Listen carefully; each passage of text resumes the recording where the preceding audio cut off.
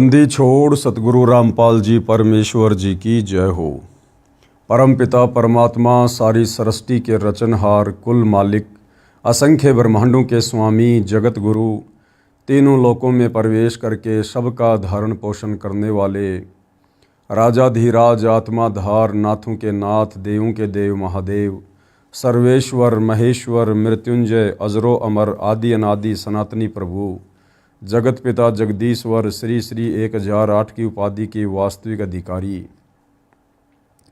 अकाल मूरत शब्द स्वरूपी राम वासुदेव, सर्वगतम ब्रह्म, परम पूजे, प्रथम पूजे, परम संत, परम पुरुष, परम धनी, परम दयालु, सत्य कबीर, हक्का कबीर, अल्लाहु कबीर, अल्लाहु अकबर, बाखबर, अल्लाह ताला, जगत के तारणहार, जगत के मुक्तिदाता, जगत के जगन्नाथ, हारे के सहारे, हिंदुओं के राम, मुसलमानों के अल्लाह, सिखों के वाहिगुरु, ईसाइयों के मसीह, दया के सागर दयानिधि, करुणा के सागर करुणानिधि, स्वयंभू परिभू, संकट मोचन, कष्ट हरण, मंगल करण, दुख भंजन, अविगत कबीर, निर्विकार निर्विषम परमात्मा, अलय अलेख सतगुरु, आदि अनादि सतगुरु, असली मर्यादा पुरुषोत्तम, असली राम, असली कृष्ण, असली घनश्याम, असली मुरारी, राजाओं के राजा, महाराजाओं के महाराजा, शहंशाहों के शहंशाह, सम्राटों के सम्राट, भगवानों के भगवान, अल्लाहों के अल्लाह, प्रभुओं के प्रभु, मसीहाओं के मसीह,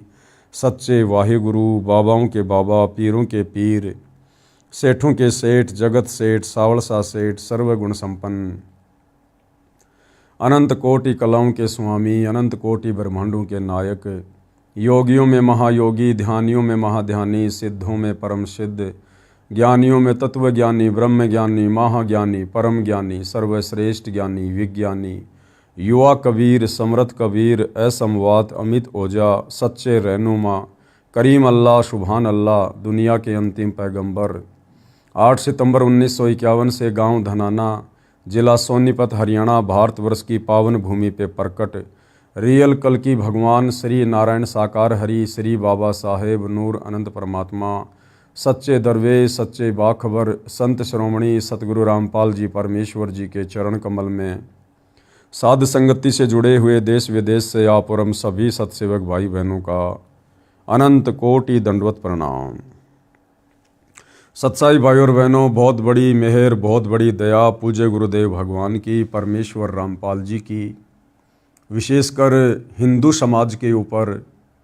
हिंदू समाज में जो भाई बहन परमात्मा प्राप्ति के लिए प्रयत्नशील हैं, परंतु वो परमेश्वर तक पहुंच नहीं पा रहे, हमारे अज्ञानी धर्म गुरुओं के द्वारा काल प्रेरणा से जिस प्रकार से शास्त्र विरुद्ध साधना का जाल समाज में फैला रखा है, आत्माएं उस जाल से, अंधभक्ति से बाहर निकल नहीं पा रही हैं और ना निकल पाने के कारण सदियों से हमारे पूर्वज भी आज अनेक निकृष्ट योनियों को प्राप्त हैं।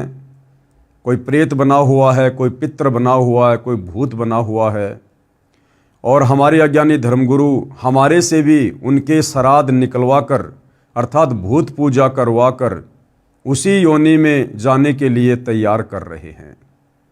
तो अब हिंदू समाज से जुड़े भाई बहनों के लिए सतगुरु रामपाल जी के कर कमल से लिखित यह पवित्र पुस्तक हिंदू साहिबान नहीं समझे गीता वेद पुराण एक प्रकार से वरदान साबित हो रही है।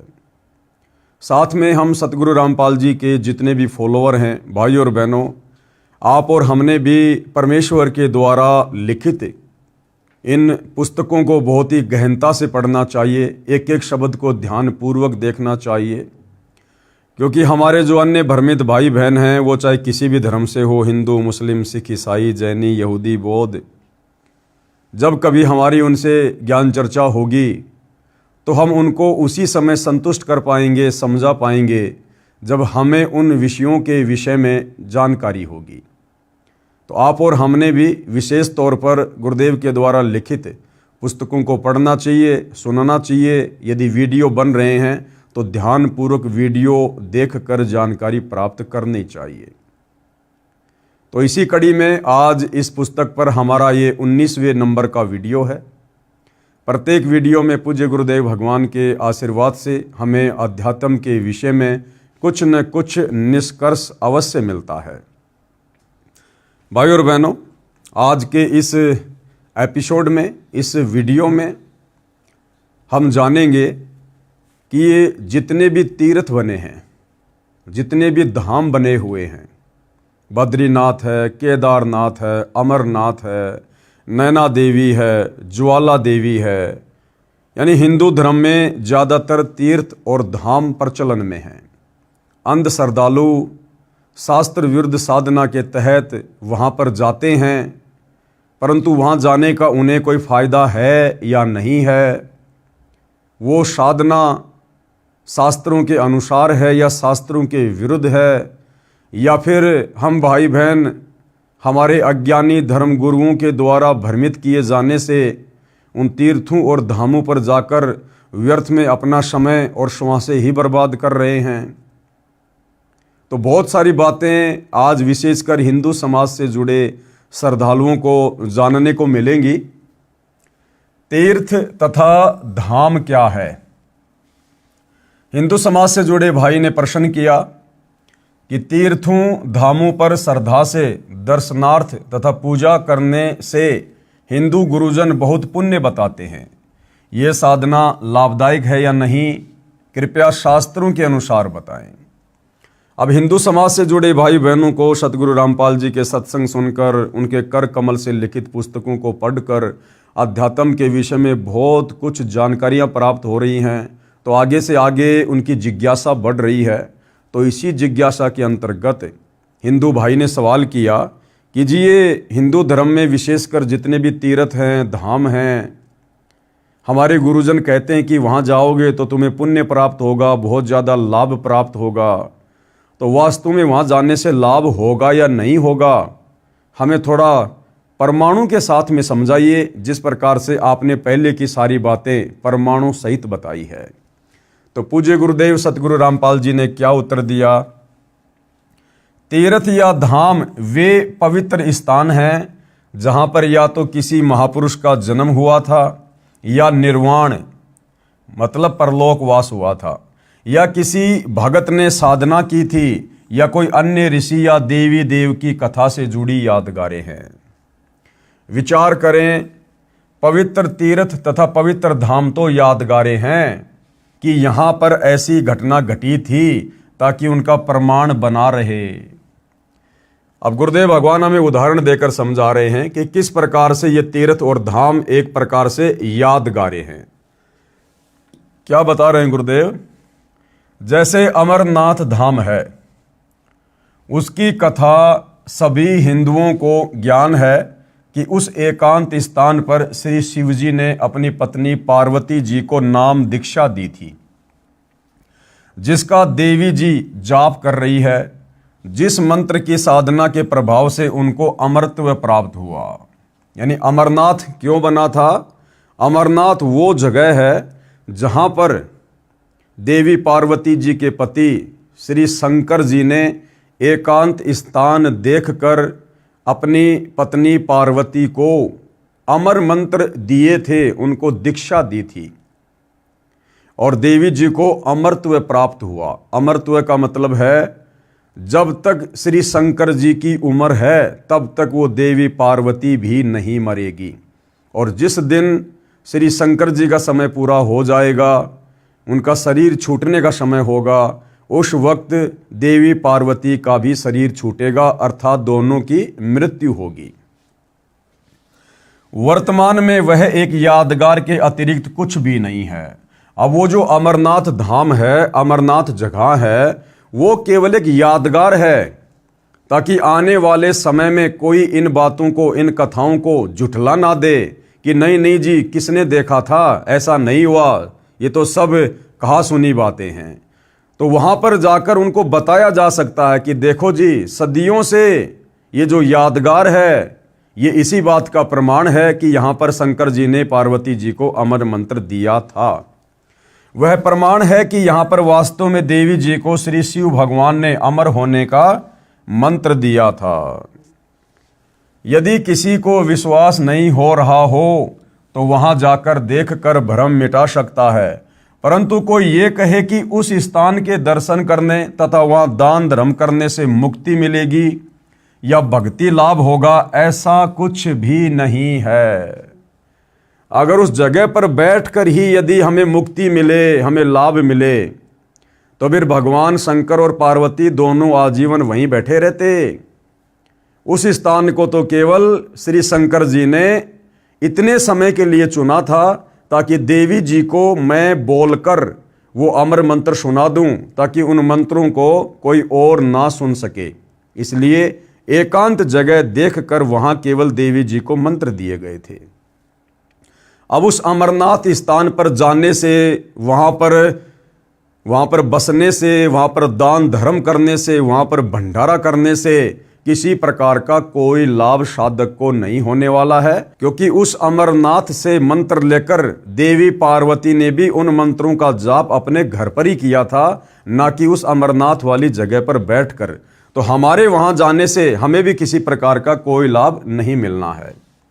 रही बात दान धर्म करने की, आप कहीं पर भी धर्म का कार्य करो, आपको उसका फल मिलेगा, क्योंकि वह आपको शुभ कर्मों में परमात्मा उसी समय लिख देता है। देखो, हम कोई भी अच्छा कार्य कहीं भी करेंगे तो परमात्मा से कुछ भी छुपा हुआ नहीं है। परमात्मा हमारे उस पुण्य वाले अकाउंट में उसको लिख देगा। जैसे गुरुदेव हमें उदाहरण देकर बताते हैं कि जिस प्रकार कोई भी व्यक्ति कोई गलत कार्य करता है, किसी की हत्या करता है, और हत्या वो चाहे किसी भी एकांत जगह पर जाकर कर दे, परमात्मा ने वो सब देख लिया है और उसके बैड अकाउंट में, उसके पाप कर्मों में वो दोष लिख दिया है। तो इसी प्रकार शुभ कार्य, अच्छा कार्य, अच्छी भक्ति, शुभ भक्ति, सत भक्ति हम कहीं भी बैठकर करें, हमारा उसका जो लाभ है, जो परिणाम है, वो परमेश्वर हमारे खाते में लिख देता है। जैसे कोई व्यक्ति एकांत स्थान पर कोई हत्या या अन्य अपराध करता है तो उसके अशुभ कर्मों में लिखा जाता है, उसका फल उसे अवश्य मिलता है। इसलिए पुण्य का कार्य कहीं पर भी करो, उसका फल तो मिलेगा। पुण्य करने के लिए दूर स्थान तीर्थ पर जाना बुद्धिमता नहीं है। यही प्रश्न एक समय जिंदा साधु के रूप में मथुरा में प्रकट परमेश्वर कबीर जी से एक तीर्थ यात्री श्री धर्मदास सेठ द्वारा किया गया था, जो मथुरा तीर्थ पर स्नानार्थ तथा दान धर्म करने के लिए अपने गुरु रूपदास वैष्णव के बताए भक्ति कर्म को करने बांधवगढ़ नामक नगर, जो कि मध्य प्रदेश है, वहां से आया था। परमात्मा ने उसे समझाया था कि यहाँ मथुरा वृंदावन में वर्तमान में श्री कृष्ण जी नहीं है, और विचार कर कि जब श्री कृष्ण जी ही इस स्थान को त्याग कर हजारों किलोमीटर दूर द्वारिका में सपरिवार तथा सर्व यादुओं को लेकर चले गए थे, तो इस स्थान का महत्व ही क्या रह गया। यह तो एक यादगार है, यादगार। यानी भोले श्रद्धालु मथुरा जाते हैं, वृंदावन जाते हैं कि वहाँ जाने से, स्नान करने से, भक्ति करने से हमें लाभ होगा, पुण्य होगा, बरकत मिलेगी, घर में सुख होगा। तो सतगुरु रामपाल जी समझाना चाहते हैं कि ऐ नादान हिंदू साहिबानों, कम से कम अपने इतिहास पर तो नज़र डालो। उस मथुरापुरी को जहाँ पर जाकर आप जी लाभ प्राप्त करने की चेष्टा कर रहे हो, अंत के दिनों में श्री कृष्ण जी ने दुखी होकर उस मथुरापुरी को त्याग दिया था और वहाँ से हजारों किलोमीटर दूर द्वारिका में जाकर रहने लगे थे। अपने जीवन के अंतिम दिन श्री कृष्ण जी ने द्वारिका में बिताए थे। अब बताओ, जिस मथुरा को श्री कृष्ण जी ने ही त्याग दिया था, अब वहाँ पर जाकर स्नान करने से, दान धर्म करने से या अन्य कोई धार्मिक क्रिया करने से भला तुम्हें कैसे लाभ होगा? नहीं हो सकता। ये तो एक यादगार है कि कभी श्री कृष्ण जी ने कुछ समय यहाँ बिताया था। कंस, केसी तथा चाणूर अन्यायियों को मारा था। परमात्मा ने कहा कि हे धर्मदास, आप गीता शास्त्र को साथ लिए हो, इसका रोजाना पाठ भी करते हो, इसमें कहीं वर्णन है कि तीर्थ जाया कर अर्जुन बेड़ा पार हो जाएगा, क्या इस गीता जी में या चारों वेदों में कहीं लिखा हुआ है कि तीर्थों पर जाना चाहिए और तीर्थों पर जाने से भला हो जाएगा, बेड़ा पार हो जाएगा? नहीं। इसमें कहीं वर्णन है कि तीर्थ जाया कर अर्जुन, तेरा बेड़ा पार हो जाएगा? धर्मदास जी ने कहा, नहीं प्रभु, गीता में कहीं पर भी प्रभु का आदेश ऐसा नहीं लिखा है। परमेश्वर जी ने कहा कि गीता अध्याय 16 श्लोक 23 को पढ़, उसके अनुसार तो ये तीर्थ यात्रा शास्त्र में वर्णित न होने से व्यर्थ साधना है। क्योंकि गीता अध्याय 8 श्लोक नंबर 13 में ये काल ब्रह्म केवल एक ओम नाम की साधना करने का आदेश साधक को दे रहा है कि भैया मेरा तो केवल एक ओम नाम का जाप है, और जो शरीर छूटने तक, अंतिम श्वास तक इस मंत्र का जाप करता है वो मेरी वाली परम गति को प्राप्त करता है। और इस ब्रह्म से मिलने वाली परम गति क्या है? इसके ब्रह्म लोक में साधक चला जाता है, और ब्रह्म लोक पर्यंत सारे लोक पुनरावर्ती में हैं। यानी इस ब्रह्म, इस काल के ब्रह्म लोक में जो कि ये गीता जी का ज्ञान दे रहा है, श्री कृष्ण जी के शरीर में प्रवेश करके ये ब्रह्म लोक में रहता है। और इसके ब्रह्म लोक में गया हुआ साधक भी अपनी भक्ति कमाई को खर्च करके पुनः संसार में लौटकर आता है, अन्य सभी योनियों को प्राप्त करता है, नरक में भी जाता है, 84 लाख योनियों में भी जाता है। उसके बाद यही काल ब्रह्म गीता अध्याय 15 श्लोक नंबर 17 में अपने से अन्य किसी सर्वश्रेष्ठ परमात्मा की भक्ति साधना करने की सलाह दे रहा है कि उत्तम पुरुष तु अन्य परमात्मा इति उदाहरते, कि सर्वश्रेष्ठ परमात्मा तो वो है जो तीनों लोकों में प्रवेश करके सबका धारण पोषण करता है, और अर्जुन उसी की भक्ति करनी चाहिए। अपने तमाम धार्मिक अनुष्ठानों में उसी को इष्ट मानकर भक्ति करनी चाहिए। गीता जी में किसी तीर्थ पर जाना, किसी धाम पर जाना, या किसी मेले में जाना, किसी बाबा जी की समाधि पे जाना, ऐसा कुछ भी कहीं भी कोई आदेश नहीं है। तो गीता जी के अध्याय 16 श्लोक नंबर 23 के अनुसार ये शास्त्र विधि को त्याग कर मनमाना आचरण होने के कारण साधक को इस प्रकार की साधनाओं से किसी प्रकार का कोई लाभ नहीं मिलता है। यदि आपके ज्ञानहीन गुरुओं की माने कि तीर्थ पर जाने से पुण्य लगता है, फिर पुण्य तो एक लगा और पाप लगे करोड़ों अरबों। अब परमात्मा धर्मदास जी को समझा रहे हैं कि धर्मदास मान लो, आपके उन तत्व ज्ञानहीन गुरुओं ने, जिनको स्वयं शास्त्रों का ज्ञान नहीं, भक्ति का ज्ञान नहीं, और उन्होंने कहा सुनी बातों के आधार से आपको कह दिया कि धर्मदास आप मथुरा जाओ और आपको पुण्य मिलेगा। तो धर्मदास विचार कर, तू जहाँ से चलकर आया है तकरीबन 500-700 किलोमीटर से इस तीर्थ पर नहाने के लिए मथुरा में, तो तेरे को पुण्य मिलेगा एक, लेकिन इस पुण्य को करने के चक्कर में तूने पाप कर दिए अरबों खरबों। धर्मदास ने कहा कि भगवान वो कैसे? तो परमात्मा ने बताया कि भाई तू बांधवगढ़ से आया है पैदल, और बांधवगढ़ से मथुरा की दूरी कम से कम 700-800 किलोमीटर है, और नादान तूने अपने पैरों के नीचे कितने कीड़ी मकोड़े, सूक्ष्म जीव, चींटियां तूने कितने मार दिए होंगे? बोला जी गिनती नहीं है, क्योंकि परमात्मा की वाणी है, भाई पृथ्वी ऊपर पग जो धारे, करोड़ जीव एक दिन में मारे। एक व्यक्ति जो सुबह अपनी रोजी रोटी के लिए घर से बाहर निकलता है, चाहे पैदल जाता है, चाहे साइकिल पर, चाहे मोटरसाइकिल पर, चाहे बस में, चाहे खुद की कार में, और शाम को अपना काम धंधा करके जब वो वापस घर पर लौटता है, वो व्यक्ति करोड़ों जीवों की हत्या करता है, करोड़ों जीवों की। उसकी गाड़ी की टक्कर से कितने सूक्ष्म जीव मर जाते हैं, उसकी गाड़ी के टायरों के नीचे कितने कीड़े मकोड़े मर जाते हैं। तो एक व्यक्ति रोजाना करोड़ों जीवों की हत्या करता है, तो इस काल के विधान अनुसार वो करोड़ों पाप कर्म भी उसी जीव के बैड अकाउंट में लिख दिए जाते हैं, उसके अशुभ कर्मों में लिख दिए जाते हैं। तो परमात्मा ने धर्मदास जी को बताया कि नादान, तुम्हारे भ्रमी धर्म गुरुओं ने तुम्हें इस प्रकार से शास्त्र विरुद्ध साधना पर लगाकर तुम्हें पाप का भागी बना रखा है।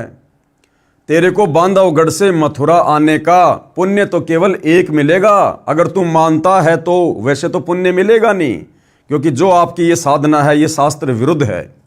लेकिन फिर भी चलो आपके गुरुओं की बात बड़ी करते हैं, तुझे यहाँ आकर स्नान करने का एक पुण्य मिला, लेकिन तूने पाप कितने कमा लिए। तूने पाप कर्मों की तो मालगाड़ी भर ली, जो तेरे से कभी भी उतरने में नहीं आएगी। तो धर्मदास जी सहम गए और परमात्मा जी से आगे आगे और जानने की इच्छा व्यक्त की। फिर पुण्य तो एक लगा और पाप लगे करोड़ों अरबों खरबों।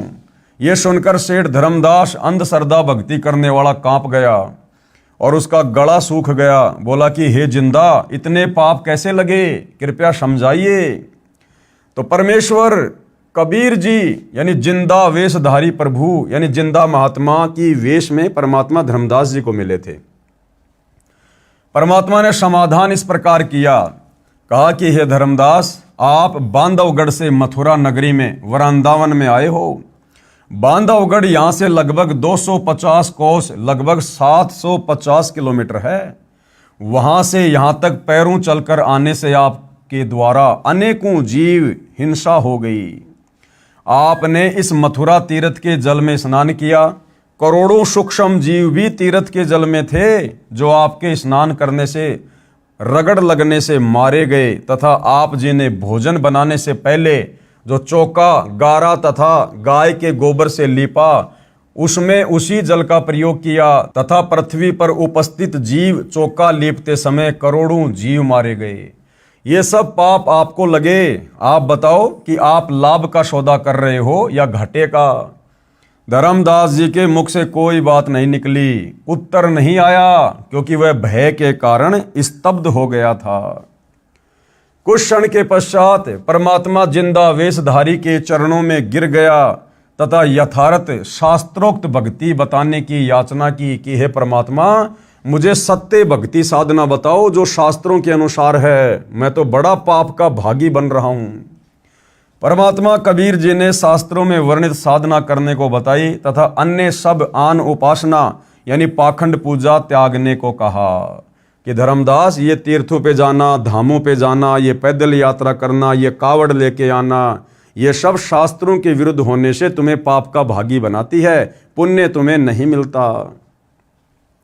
धर्मदास जी विवेकी थे, बुद्धिमान थे, ज्ञानवान थे। ढेर सारे प्रश्न उत्तर करके समझ गए, अपने कल्याण का मार्ग जान लिया और अपनी पत्नी को समझाकर सतगुरु कबीर जी से दीक्षा दिलाकर अपना तथा अपने परिवार को शास्त्रोक्त यानी शास्त्रों के अनुसार साधना पर लगाया और भक्ति का पूर्ण लाभ प्राप्त किया। धर्मदास जी को परमेश्वर कबीर जी एक साधु यानी जिंदा बाबा के वेश में मिले थे, जो तीर्थों पर भ्रमण कर रहा था तथा सब देवी देवताओं की पूजा किया करता था। कौन? धर्मदास जी। उसे परमेश्वर कबीर जी ने समझाया कि हे धर्मदास, तेरी साधना गलत है। धर्मदास जी ने अनेकों शंकाओं का समाधान जाना, उनमें से एक ये भी थी। अब धर्मदास जी ने परमात्मा से फिर आगे और क्या जानना चाहा अध्यात्म के विषय में, अपनी शंकाओं का समाधान करवाते हुए। वैष्णो देवी, नैना देवी, ज्वाला देवी तथा अन्नपूर्णा देवी के मंदिर की स्थापना। तो धर्मदास जी ने सवाल किया कि वैष्णो देवी, नैना देवी, ज्वाला देवी तथा अन्नपूर्णा देवी आदि पवित्र स्थानों पर अनेकों हिंदू जाते हैं, क्या वहां जाने से भी भक्ति लाभ नहीं है? कि हे परमात्मा, हमारे हिंदू समाज में तो लोग इन तीर्थों पर बिल्कुल अंधे होके जाते हैं, क्या वहां जाने से भी कोई लाभ नहीं है? तो परमेश्वर जी ने क्या उत्तर दिया? उत्तर कबीर जी जिंदा महात्मा का, हे धर्मदास, अभी बताया था कि तीर्थ धामों पर जाने से क्या लाभ हानि होती है, फिर भी सुन। पूरा हिंदू समाज जानता है कि ये पवित्र धर्म स्थान कैसे बने।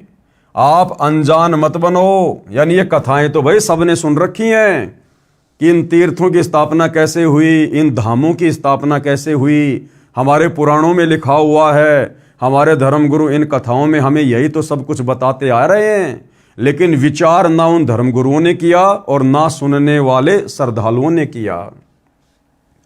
आप अनजान मत बनो। जिस समय दक्ष पुत्री सती जी अपने पति श्री शिव जी से रूठकर पिता दक्ष जी के पास अपने घर आई, राजा दक्ष ने सती जी का अनादर किया, क्योंकि सती जी ने यानी पार्वती जी ने अपने पिता राजा दक्ष की आज्ञा ना मानकर और शंकर जी को अपने पति के रूप में चुन लिया था। यानी शंकर जी और सती जी ने लव मैरिज की थी और सती जी शंकर जी के साथ में चली गई थी। उसके बाद में एक घटना घटती है, जिस समय विष्णु अवतार श्री रामचंद्र जी को 14 वर्ष का वनवास प्राप्त था और वनवास के दौरान लंका का राजा रावण सीता जी का अपहरण करके ले गया। उधर से श्री रामचंद्र जी अपनी पत्नी वियोग में रो रहे थे, बिलख रहे थे, पेड़ों से लिपट लिपट कर पूछ रहे थे मेरी सीता कहाँ है। जंगली जानवरों से, हिरणों से लिपट लिपट कर पूछ रहे थे मेरी सीता कहाँ है, मेरी सीता कहाँ है। उसी दौरान भाइयों और बहनों, ऊपर से श्री शंकर जी और सती जी दोनों जा रहे थे और श्री रामचंद्र जी को इस प्रकार विलाप करते हुए देखकर सती ने श्री शंकर जी से पूछा कि हे महादेव, ये व्यक्ति कौन है और इस प्रकार से क्यों विलाप कर रहा है, इसको क्या तकलीफ है। तो शंकर जी ने कहा कि देवी, ये भगवान विष्णु है जो रामचंद्र रूप में नारद जी का श्राप भोगने के लिए आए हुए हैं। इनको 14 साल का वनवास मिला था और इनकी पत्नी को लंका के राजा रावण ने छल से हर लिया है और ये अपनी पत्नी के वियोग में इस प्रकार से रो रहे हैं। तो सती को ये बातें सुनकर विश्वास नहीं हुआ और सती ने कहा कि मैं नहीं मानती कि भगवान भी इस प्रकार से रोते होंगे, विलाप करते होंगे आम प्राणी की तरह। तो शंकर जी ने बहुत समझाया कि देख, ये इनकी अपनी कोई लीला है, आप नहीं समझ पाओगी। लेकिन सती ने कहा कि मैं तो इसकी परीक्षा लूंगी, मैं तो सीता जी का रूप बनाकर जाऊंगी और इसकी परीक्षा लूंगी। अगर इन्होंने मुझे पहचान लिया सीता जी के रूप में तो मैं मान जाऊंगी कि ये भगवान विष्णु है, अन्यथा नहीं। तो शंकर जी ने कहा कि तू ये गलती मत कर देना। देख, भगवान विष्णु मेरा बड़ा भाई है और उस नाते श्री रामचंद्र जी की पत्नी सीता वो मेरी भाभी है, मेरी माँ समान है वो। और अगर तूने मेरी माँ का रूप बना लिया, मेरी भाभी का रूप बना लिया सीता का, फिर तू मेरे योग्य नहीं रहेगी, मैं तुझे पत्नी रूप में स्वीकार नहीं करूंगा। तो उस समय तो सती जी ने कह दिया कि ठीक है जी, नहीं लूंगी परीक्षा। लेकिन मन में वही बात, काल प्रेरणा, ये काल इसी प्रकार से घर घर में झगड़े रखवाता है, चाहे आप और हमारे घर में हो, चाहे ब्रह्मा विष्णु महेश के घर में हो। दोनों चले जाते हैं। श्री शंकर जी अपने कार्य के लिए अपने कार्य स्थल पर चले गए। पीछे से सती जी के मन में काल ने फिर से प्रेरणा उठाई कि उसकी परीक्षा लेनी चाहिए, शंकर जी को क्या पता चलेगा। और पार्वती जी यानी सती जी सीता जी का रूप धारण करके जंगल में रोते बिलखते श्री रामचंद्र जी के सामने जाकर उपस्थित हो जाती है। उधर से रामचंद्र जी की बुद्धि इस काल ने ऑन कर दी, क्योंकि गीता जी में यह काल कह रहा है अर्जुन को कि अर्जुन, बलवानों का बल और बुद्धिमानों की बुद्धि मेरे हाथ में है, चाहूं जिसका रिमोट ऑन कर दूं। तो उसी समय श्री रामचंद्र जी की इस काल ने, इस ब्रह्म ने, गीता का ज्ञान देने वाले भगवान ने बुद्धि ऑन कर दी और रामचंद्र जी ने तुरंत पहचान लिया और कहा कि हे दक्ष पुत्री माया, भगवान शंकर को कहां छोड़ के आ गई। अब इतना सुनते ही सती जी तो बिल्कुल ठंडी हो गई कि भाई इसने तो मुझे पहचान लिया, ये तो वास्तव में भगवान विष्णु है। तो उसने कहा जी मैं तो आपकी परीक्षा लेने आई थी, मुझे विश्वास नहीं हो रहा था। इतना कह के वो तो वहां से चली गई। अब उधर से भाइयों और बहनों, इस काल ने शंकर जी के मन में प्रेरणा कर दी कि तेरी पत्नी तेरी आज्ञा के विरुद्ध सीता का रूप बनाकर श्री रामचंद्र जी की परीक्षा लेके आई है। शाम को आते ही श्री शंकर जी ने पार्वती जी से पूछा कि आप गई? उसने मना कर दिया जी मैं नहीं गई। शंकर जी ने और थोड़ा सा दबाव दिया तो उसने कहा जी हाँ मैं गई थी, सीता का रूप बना के परीक्षा लेके आई थी और आप जी बिल्कुल सही कह रहे थे, वो तो विष्णु जी के अवतार रामचंद्र जी हैं, उन्होंने मुझे तुरंत पहचान लिया। उसके बाद श्री शंकर जी ने पार्वती जी से नाराज होकर पति पत्नी संबंध बनाने छोड़ दिए कि तूने मेरी माँ का रूप बनाया है, मैं तुझे अब इस शरीर में बिल्कुल भी स्वीकार नहीं करूंगा। काफी दिन हो गए, शंकर जी ने शारीरिक संबंध नहीं बनाए, पति पत्नी व्यवहार नहीं किया, बात भी नहीं करते थे। इस बात से दुखी होकर सती जी ने सोचा कि पति है थोड़ा नाराज है, चलो कुछ दिन मैं माता पिता के घर होकर आती हूँ। ये सोचकर अपने पिता दक्ष के घर पर चली गई। उधर राजा दक्ष ने एक हवन यज्ञ शुरू करवा रखा था। कौन सा हवन यज्ञ? शास्त्र विधि को त्याग कर मनमाना आचरण। बड़ा सा जमीन में गड्ढा खोदकर लकड़ियां डालकर ऊपर से पंडित लोग घी के लोटे डाल रहे थे, स्वाहा स्वाहा, जिसको हम हवन कहते हैं। इस प्रकार से हवन यज्ञ का विधान ना गीता जी में है, ना चारों वेदों में है।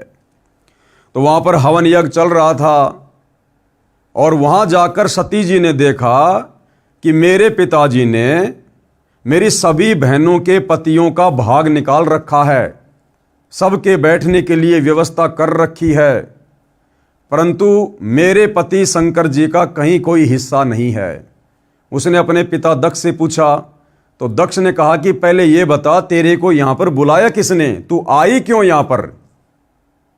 यह बात सुनकर सती नाराज हो जाती है और उसने नाराजगी जाहिर करते हुए काल प्रेरणा से ये सोचकर कि उधर से मेरा पति नाराज है, वो मुझे स्वीकार नहीं कर रहा, इधर से मेरा पिता भी सीधे मुंह मेरे से बात नहीं कर रहा, तो काल प्रेरणा से दुखी मन से सती ने उसी हवन कुंड में छलांग लगा दी और जल कर मर गई।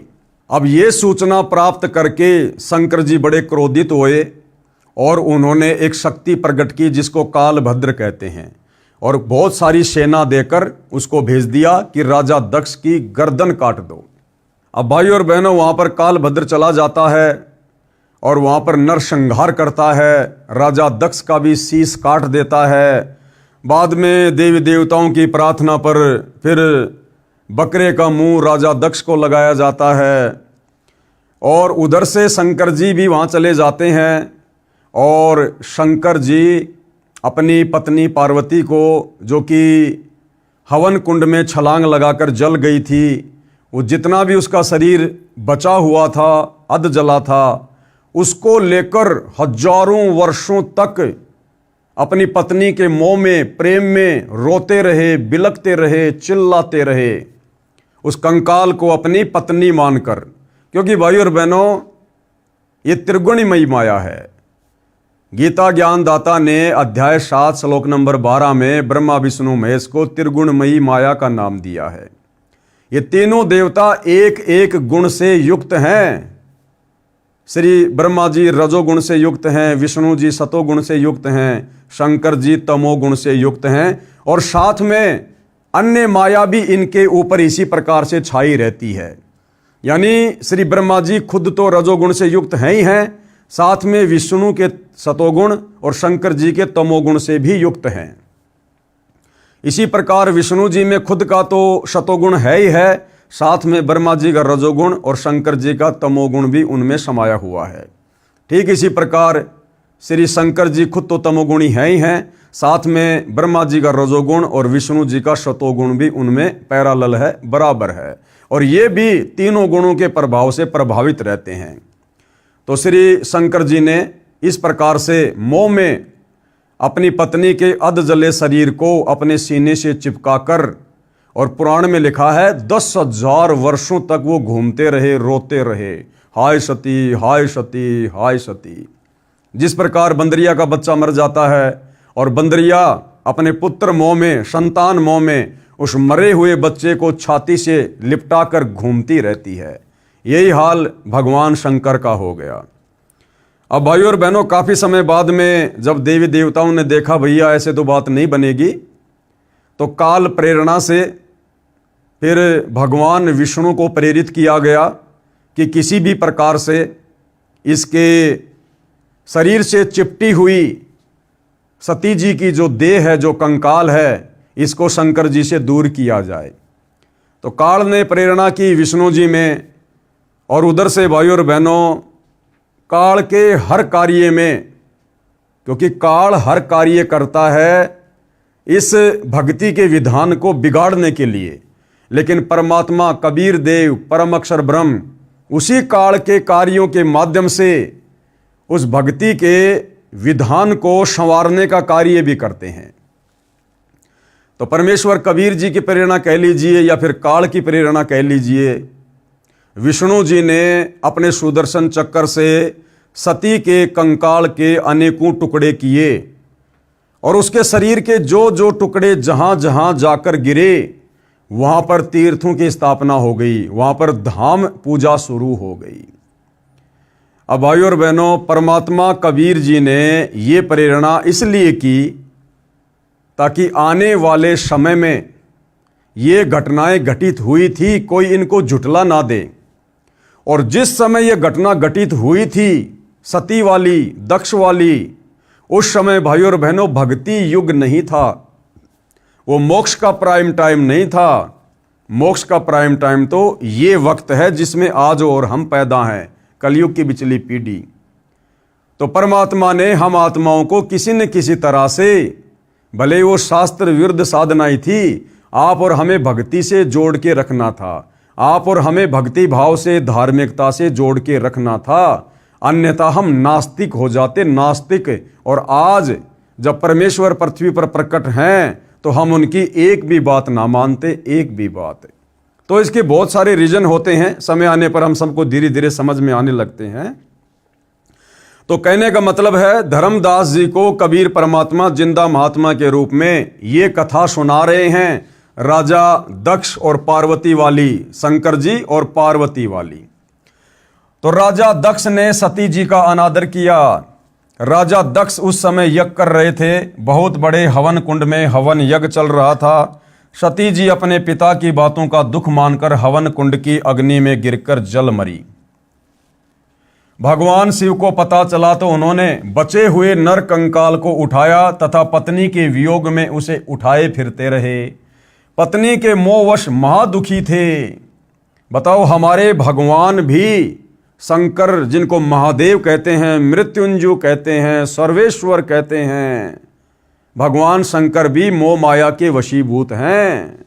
ये भी काल के जाल से बाहर नहीं है।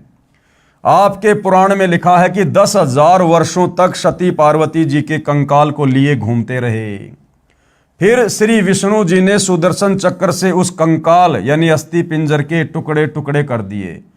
उस समय श्री शिव जी का मोह भंग हुआ। सती जी के शरीर के भाग कहीं कहीं गिरे। और कहां कहां गिरे सती जी के शरीर के भाग? वैष्णो देवी मंदिर की स्थापना। ये वैष्णो देवी मंदिर की स्थापना कैसे हुई? वैष्णो देवी तीर्थ की स्थापना कैसे हुई? जहां पर देवी का धड़ वाला भाग गिरा, यानी श्री विष्णु जी ने जब सती जी के कंकाल को अपने सुदर्शन चक्र से काटा, तो जहां पर सती जी का जो धड़ वाला हिस्सा है, छाती वाला, जहां वो भाग गिरा पृथ्वी पर, वहां पर यादगार बनाए रखने के लिए श्रद्धालुओं ने धड़ को श्रद्धा के साथ पृथ्वी में दफनाकर उसके ऊपर एक छोटी सी मंदिर नुमा यादगार बना दी। बाद में समय अनुसार इसका विस्तार होता रहा, यानी वहां बड़ा मंदिर बन गया। इस यादगार को देखने और वहां पर पूजा करने जाने से कोई पुण्य नहीं है। अरे वो तो डेड बॉडी का एक हिस्सा है, मर्त शरीर का, अपितु पाप लगता है। क्यों? क्योंकि वो शास्त्र विरुद्ध होने से मनमाना आचरण हो गया।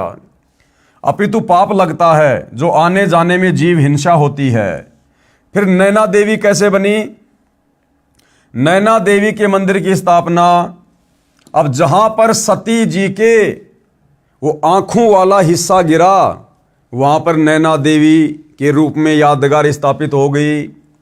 जिस स्थान पर सती पार्वती जी की आंखों वाला शरीर का भाग गिरा, वहां पर भी उसी प्रकार जमीन में दफनाकर मंदिर बना दिया, ताकि घटना का प्रमाण रहे, कोई पुराण कथा को गलत न बताए। फिर ज्वाला जी की स्थापना कैसे हुई? जिस स्थान पर कांगड़ा जिले हिमाचल प्रदेश में देवी जी की अधजली जीभ वाला भाग गिरा, उसको श्रद्धा से उस स्थान पर पृथ्वी में उस जीभ को श्रद्धा से दबाकर यादगार रूप में छोटा मंदिर बना दिया। बाद में बहुत बड़ा मंदिर बनाया गया, वह ज्वाला देवी जी का मंदिर है। इस प्रकार से इन मंदिरों की, इन तीर्थों की स्थापना हुई है। और अन्नपूर्णा देवी मंदिर की स्थापना कैसे हुई? जिस स्थान पर सती पार्वती जी के शरीर का नाभि वाला भाग गिरा, उसको श्रद्धा से पृथ्वी में दबाकर उसके ऊपर यादगार रूप में छोटा सा मंदिर बना दिया था। बाद में उसका बहुत विस्तार किया गया और शास्त्र विरुद्ध साधना शुरू कर दी गई। इस प्रकार से ये अन्नपूर्णा देवी मंदिर की स्थापना हुई। अब बताओ वहां पर जाने से क्या लाभ मिलेगा? अब किसी व्यक्ति को शमशान घाट पर ले जाकर दफना दिया जाए या उसको जला दिया जाए और वहाँ उसकी कोई समाधि बना दी जाए और वहाँ जाकर कोई पूजा करने लग जाए, वहाँ कोई पंडित जी बैठ जाए, कोई गुरु जी बैठ जाए, दान दक्षिणा लेने लग जाए और समय आने पर देखा कि भाई यहाँ तो बहुत श्रद्धालु आ रहे हैं, धीरे धीरे मंदिर का विस्तार कर दिया, समाधि को बहुत बड़ा रूप दे दिया और आम आदमी सोचे कि वहाँ जाने से लाभ मिलेगा क्योंकि वहाँ तो दुनिया जा रही है। तो भाइयों और बहनों, ये केवल अंधश्रद्धा है, शास्त्र विरुद्ध भक्ति है। वहाँ जाने का लाभ कोई नहीं, बल्कि वहाँ आने जाने में जितनी जीव हत्या हम कर रहे हैं वो पाप हमारे अशुभ कर्मों में काल लिख देगा, वो फिर हमें भोगने पड़ेंगे। ये सब प्रमाण रूप हैं, यानी ये सब यादगार हैं और ये यादगारें परमात्मा ने इसलिए बनवाई ताकि आगे चलकर इस वर्तमान कलयुग के समय में, जहां व्यक्ति एक तरफ तो वैसे ही भक्ति और भगवान से कोसों दूर बैठा होगा, और अगर इस प्रकार की यादगारें ना हों और जब कोई ये कथा सुनाएगा तो कोई भी व्यक्ति उन कथाओं पर विश्वास नहीं करेगा कि भाई तू डींग मार रहा है, ऐसा कोई प्रमाण है तेरे पास में, ऐसी कोई यादगार है वहां पर। इसलिए परमात्मा ने भक्ति को जीवित रखने के लिए, हमारी धार्मिकता को बनाए रखने के लिए, हमें आस्थावान बनाए रखने के लिए इस प्रकार की यादगारें परमपिता परमेश्वर जी ने बनवाई थी। विचार करो, ऐसे स्थानों पर भक्ति व पूजा तथा पुण्य प्राप्त करने के लिए जाना शास्त्र विरुद्ध होने से हानिकारक है, इसलिए यह व्यर्थ है। यदि किसी को पुराणों में लिखी घटना पर विश्वास न हो तो देखने जाओ तो जाओ, लेकिन पुण्य के स्थान पर जीव हिंसा का पाप ही प्राप्त होगा। जो आने जाने के दौरान पैरों या गाड़ी घोड़े के नीचे दबकर मरेंगे, इसी प्रकार अन्य दर्शनीय स्थल आदि आदि जैसे बद्रीनाथ, केदारनाथ, जगन्नाथपुरी, द्वारिकापुरी आदि आदि पर किसी आध्यात्मिक लाभ के लिए जाना अंधश्रद्धा है, भक्ति के अतिरिक्त कुछ भी नहीं है। यानी अंधश्रद्धा भक्ति के अतिरिक्त कुछ भी नहीं है। तो गुरुदेव कहते हैं भले आप इन पुराणों की सत्यता के लिए उन तीर्थों पर जाना चाहो देखने के लिए तो जाओ, आपकी मर्जी है, लेकिन आपको लाभ किसी प्रकार का कोई नहीं मिलेगा, उल्टा आपको हानि प्राप्त होगी। आप हिंसा के भागी बनेंगे और आपके बैंक अकाउंट में काल ये सारे पाप कर्म लिख देगा। और भाइयों और बहनों, ये सारी यादगारें केवल वर्तमान समय तक के लिए ही परमात्मा ने सुरक्षित रखनी थी, ताकि हम इन तमाम प्रकार की घटनाओं पर यकीन कर सकें और तुरंत तत्वदर्शी संत से आगे का ज्ञान लेकर शत भक्ति शुरू कर सकें। इसलिए सतगुरु रामपाल जी से तत्व ज्ञान समझ में आने के बाद उनके फॉलोवर ने कभी भी ऐसी जगहों पर भूल कर भी नहीं जाना चाहिए, दर्शन के लिए भी नहीं जाना चाहिए, पुण्य प्राप्ति तो बहुत दूर की बात है। केदारनाथ मंदिर भारत में तथा पशुपति नाथ मंदिर नेपाल में कैसे बना? अब ये क्या रहस्य है कि जो केदारनाथ मंदिर है वो भारत में है तथा पशुपति नाथ मंदिर नेपाल में है? इतना लंबा डिस्टेंस कैसे, इतनी लंबी दूरी कैसे? तो इसके लिए भी गुरुदेव भगवान हमें एक कथा सुना रहे हैं कि केदारनाथ मंदिर कैसे बना और नेपाल में पशुपति नाथ मंदिर की स्थापना कैसे हुई। महाभारत में कथा है कि पांचों पांडव युधिष्ठिर, अर्जुन, भीम, नकुल व सहदेव जीवन के अंतिम समय में हिमालय पर्वत पर तप कर रहे थे। अब बताओ, तप करना ना वेदों में लिखा है ना गीता जी में लिखा है। और भाइयों और बहनों, तप करने के लिए खुद गीता का ज्ञान देने वाला काल भगवान मना कर रहा है। अब बहुत सारे भाई बहन जो ये कहते हैं कि भाई गीता का ज्ञान श्री कृष्ण जी ने बोला है, चलो आपकी बात बड़ी करते हैं, गीता का ज्ञान श्री कृष्ण जी ने बोला है, लेकिन गीता का ज्ञान देते समय श्री कृष्ण जी तो तप करने के लिए मना कर रहे हैं। श्री कृष्ण जी तो कह रहे हैं भैया तप करने वाला मुझे दुखी करता है, तप करने वाला मुझे दुखी करता है। अब यहां पर श्री कृष्ण जी पांडवों को खुद तप करने की सलाह दे रहे हैं कि भैया पांडवों, महाभारत के युद्ध में तुमने जो बंधुघात किया था, जो करोड़ों सैनिक मरवाए हैं, उनका पाप तुम्हारे ऊपर चढ़ा हुआ है। अगर तुम वो पाप धोना चाहते हो तो सारे के सारे पांडव अंतिम समय में हिमालय में जाकर तपस्या करके गल जाओ, समाप्त हो जाओ, शरीर छोड़ दो। तो एक तरफ तो तुम्हारे श्री कृष्ण जी गीता जी में तप करने को मना कर रहे हैं और दूसरी तरफ तुम्हारा वही कृष्ण पांडवों को तप करने की सलाह दे रहा है। तो ये दोगली बात कैसे? तो ये दोगली बात नहीं है। श्री कृष्ण जी को तत्व ज्ञान नहीं था। श्री कृष्ण जी का धार्मिक गुरु दुर्वासा था और दुर्वासा खुद शास्त्र विरुद्ध साधना करता था, घोर तप करता था। और महाभारत में अर्जुन को जो ज्ञान दिया गया था वो श्री कृष्ण जी के शरीर में प्रेत की तरह प्रवेश करके इस काल ब्रह्म ने दिया था। इसके अलावा भाई और बहनों और भी बहुत सारे रहस्य हैं कि वो तप करने से काल दुखी होता है या फिर वो पूर्ण परमात्मा सत्य पुरुष कबीर देव दुखी होता है।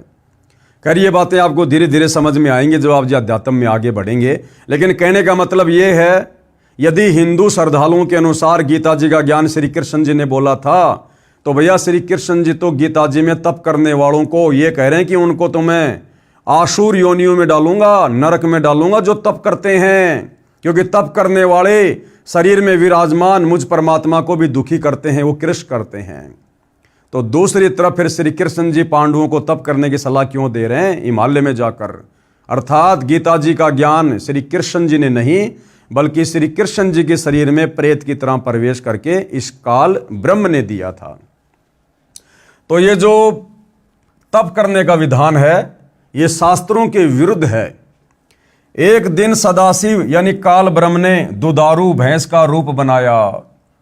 जब पांचों पांडव हिमालय क्षेत्र में तप आदि कर रहे थे तो उस समय ये जो काल ब्रह्म है जिसने गीता जी का ज्ञान दिया है, जो ब्रह्मा विष्णु महेश का पिता है, ज्योति निरंजन, जो गुप्त रहता है, अपने काल रूप में किसी को दर्शन नहीं देता परंतु भ्रमित यही करता है भक्ति और भगवान के नाम पर, साधनाओं के नाम पर। सारी शास्त्र विरुद्ध साधना यही करवाता है आप और हम जीवों को अपने षड्यंत्र में फांसे रखने के लिए, क्योंकि ये नहीं चाहता कि कोई भी प्राणी सत्य साधना करके तत्वदर्शी संत की शरण ग्रहण करके मेरे जाल से बाहर निकल जाए। क्यों? क्योंकि इसको प्रतिदिन 1 लाख स्त्री पुरुष खाने का श्राप लगा हुआ है। इसलिए ये किसी को भी सत्य साधना वाला मार्ग नहीं पता होने देता है। तो जब पांचों पांडव वहां पर थे तो उसी समय इस काल ब्रह्म ने, सदाशिव ने, ज्योति निरंजन ने, ब्रह्मा विष्णु महेश के पिता ने एक दूध वाली भैंस का रूप बनाया और उस क्षेत्र में घूमने लगा। भीम दूध प्राप्ति के मकसद से उसे पकड़ने के लिए दौड़ा तो भैंस पृथ्वी में समाने लगी। भीम ने भैंस का पिछला भाग मजबूती से पकड़ लिया, जो पृथ्वी से बाहर शेष था वह पत्थर का हो गया। जो भैंस का पिछला हिस्सा था वो कुछ देर बाद वो पत्थर का बन गया और बाहर ही रह गया। वह केदारनाथ बना।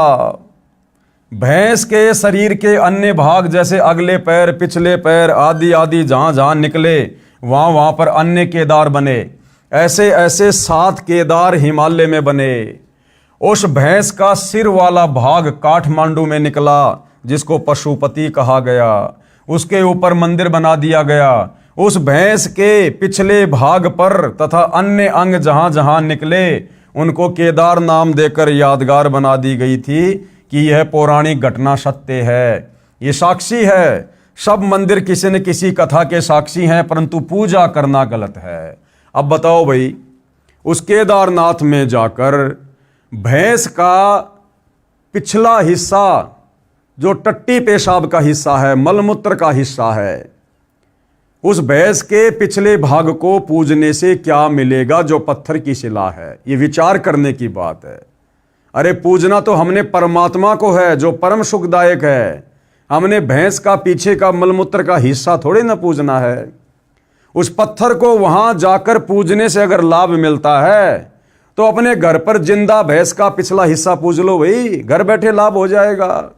परंतु ये साधना इस काल के द्वारा हम आत्माओं को भक्ति मार्ग से भटकाने के लिए शुरू करवाई गई थी और शास्त्र विरुद्ध होने के कारण इस प्रकार की ओछी आदि अधूरी घटिया साधनाओं का साधक को किसी प्रकार से कोई लाभ प्राप्त नहीं होता, उल्टा वहां जाकर वो पाप का भागी बनता है। उसके बाद क्या कह रहे हैं गुरुदेव, लगभग 100 वर्ष पहले केदारनाथ पर अधिक वर्षा के कारण दलदल अधिक हो गई थी। लगभग 60 वर्ष तक वहां कोई पूजा आरती नहीं की गई, न कोई दर्शन करने गया था। बाद में 30-40 वर्ष से दोबारा से दर्शनार्थी जाने लगे। सन 2012 में केदारनाथ धाम के दर्शनार्थ व पूजार्थ गए लाखों व्यक्ति बाढ़ में बह गए। अब बताओ भाइयों और बहनों, क्या वहां परमात्मा बैठा था, भगवान शंकर बैठा था? अगर वहां भगवान शंकर बैठे होते तो क्या भगवान शंकर अपनी पूजा के लिए वहां आने वाले भक्तों की रक्षा नहीं करता? क्या उस घटना को भगवान शंकर टाल नहीं सकता था? क्या भगवान शंकर में इतनी भी पावर नहीं है, इतनी भी शक्ति नहीं है जो अपने भक्तों की रक्षा कर सके? लेकिन भाइयों और बहनों, ये शास्त्र विरुद्ध साधना है और इस प्रकार की शास्त्र विरुद्ध साधना से भगवान शंकर भी नाराज होता है। इसलिए कई हजारों की संख्या में वहां पर श्रद्धालु मारे गए। परिवार के परिवार अंधश्रद्धा भक्ति करने वाले मारे गए। यदि ये साधना पवित्र गीता में वर्णित होती तो वहां जाने वाले श्रद्धालु मर भी जाते तो भी पुण्यों के साथ परमात्मा के दरबार में जाते, परंतु शास्त्र विरुद्ध भक्ति करते हुए ऐसे मरते हैं तो व्यर्थ जीवन गया।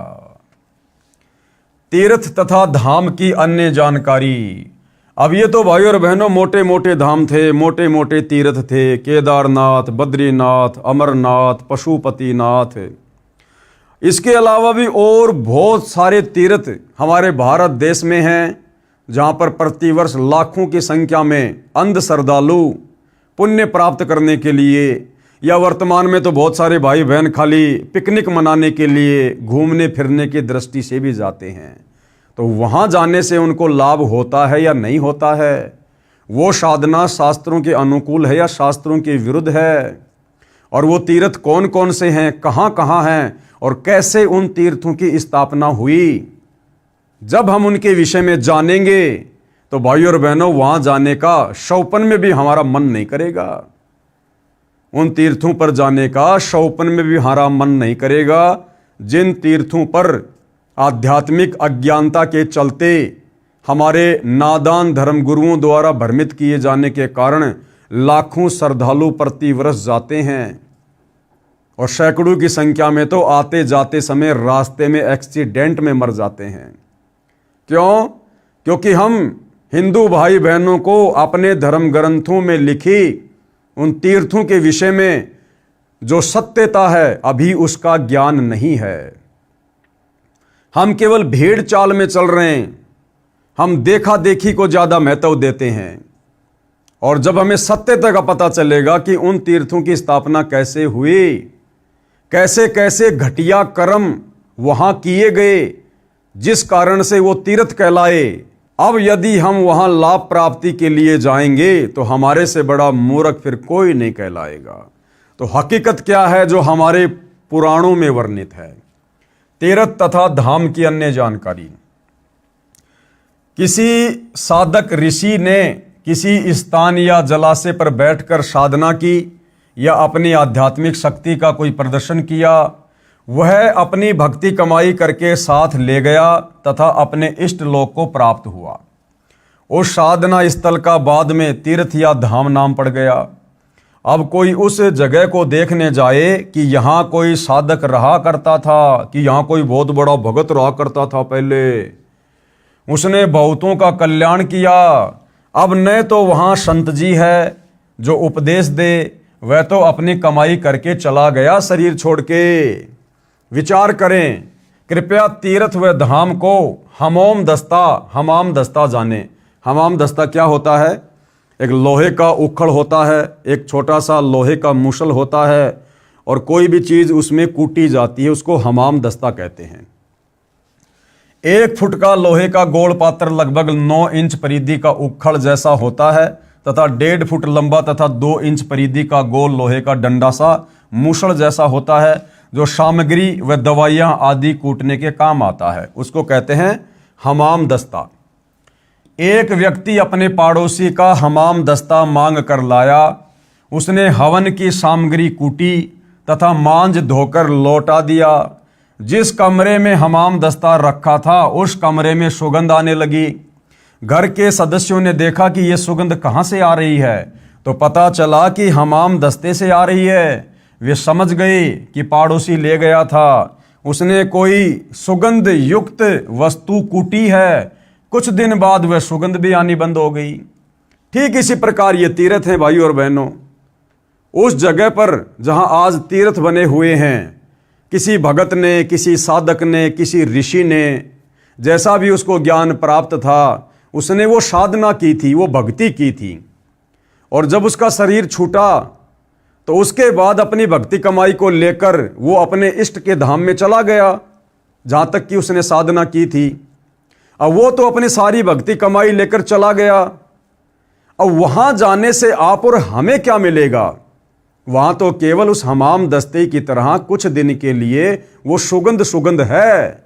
हम ही अपने मन में सोच लेते हैं कि हाँ, बड़ा आनंद आया, बड़ी अच्छी जगह है, बड़ा सुंदर वातावरण है, एकांत जगह है। परंतु भाइयों और बहनों, जो मूल वस्तु थी, जिस प्रकार हमाम दस्ते में जड़ी बूटी कूटी, वो तो पड़ोसी ने रख ली और साफ करके वापस लौटा दिया। अब उसके घर में भी 2-4 दिन तो वो सुगंध रही और धीरे धीरे वो भी समाप्त हो गई।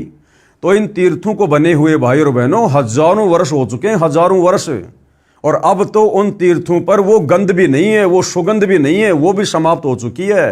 तो भला हमें वहां जाने से क्या लाभ मिलेगा? मतलब टोटल देखा देखी हो रही है, देखा देखी। कुछ दिन बाद वह सुगंध भी आनी बंद हो गई। इसी प्रकार तीर्थ व धाम को एक हमाम दस्ता जानो।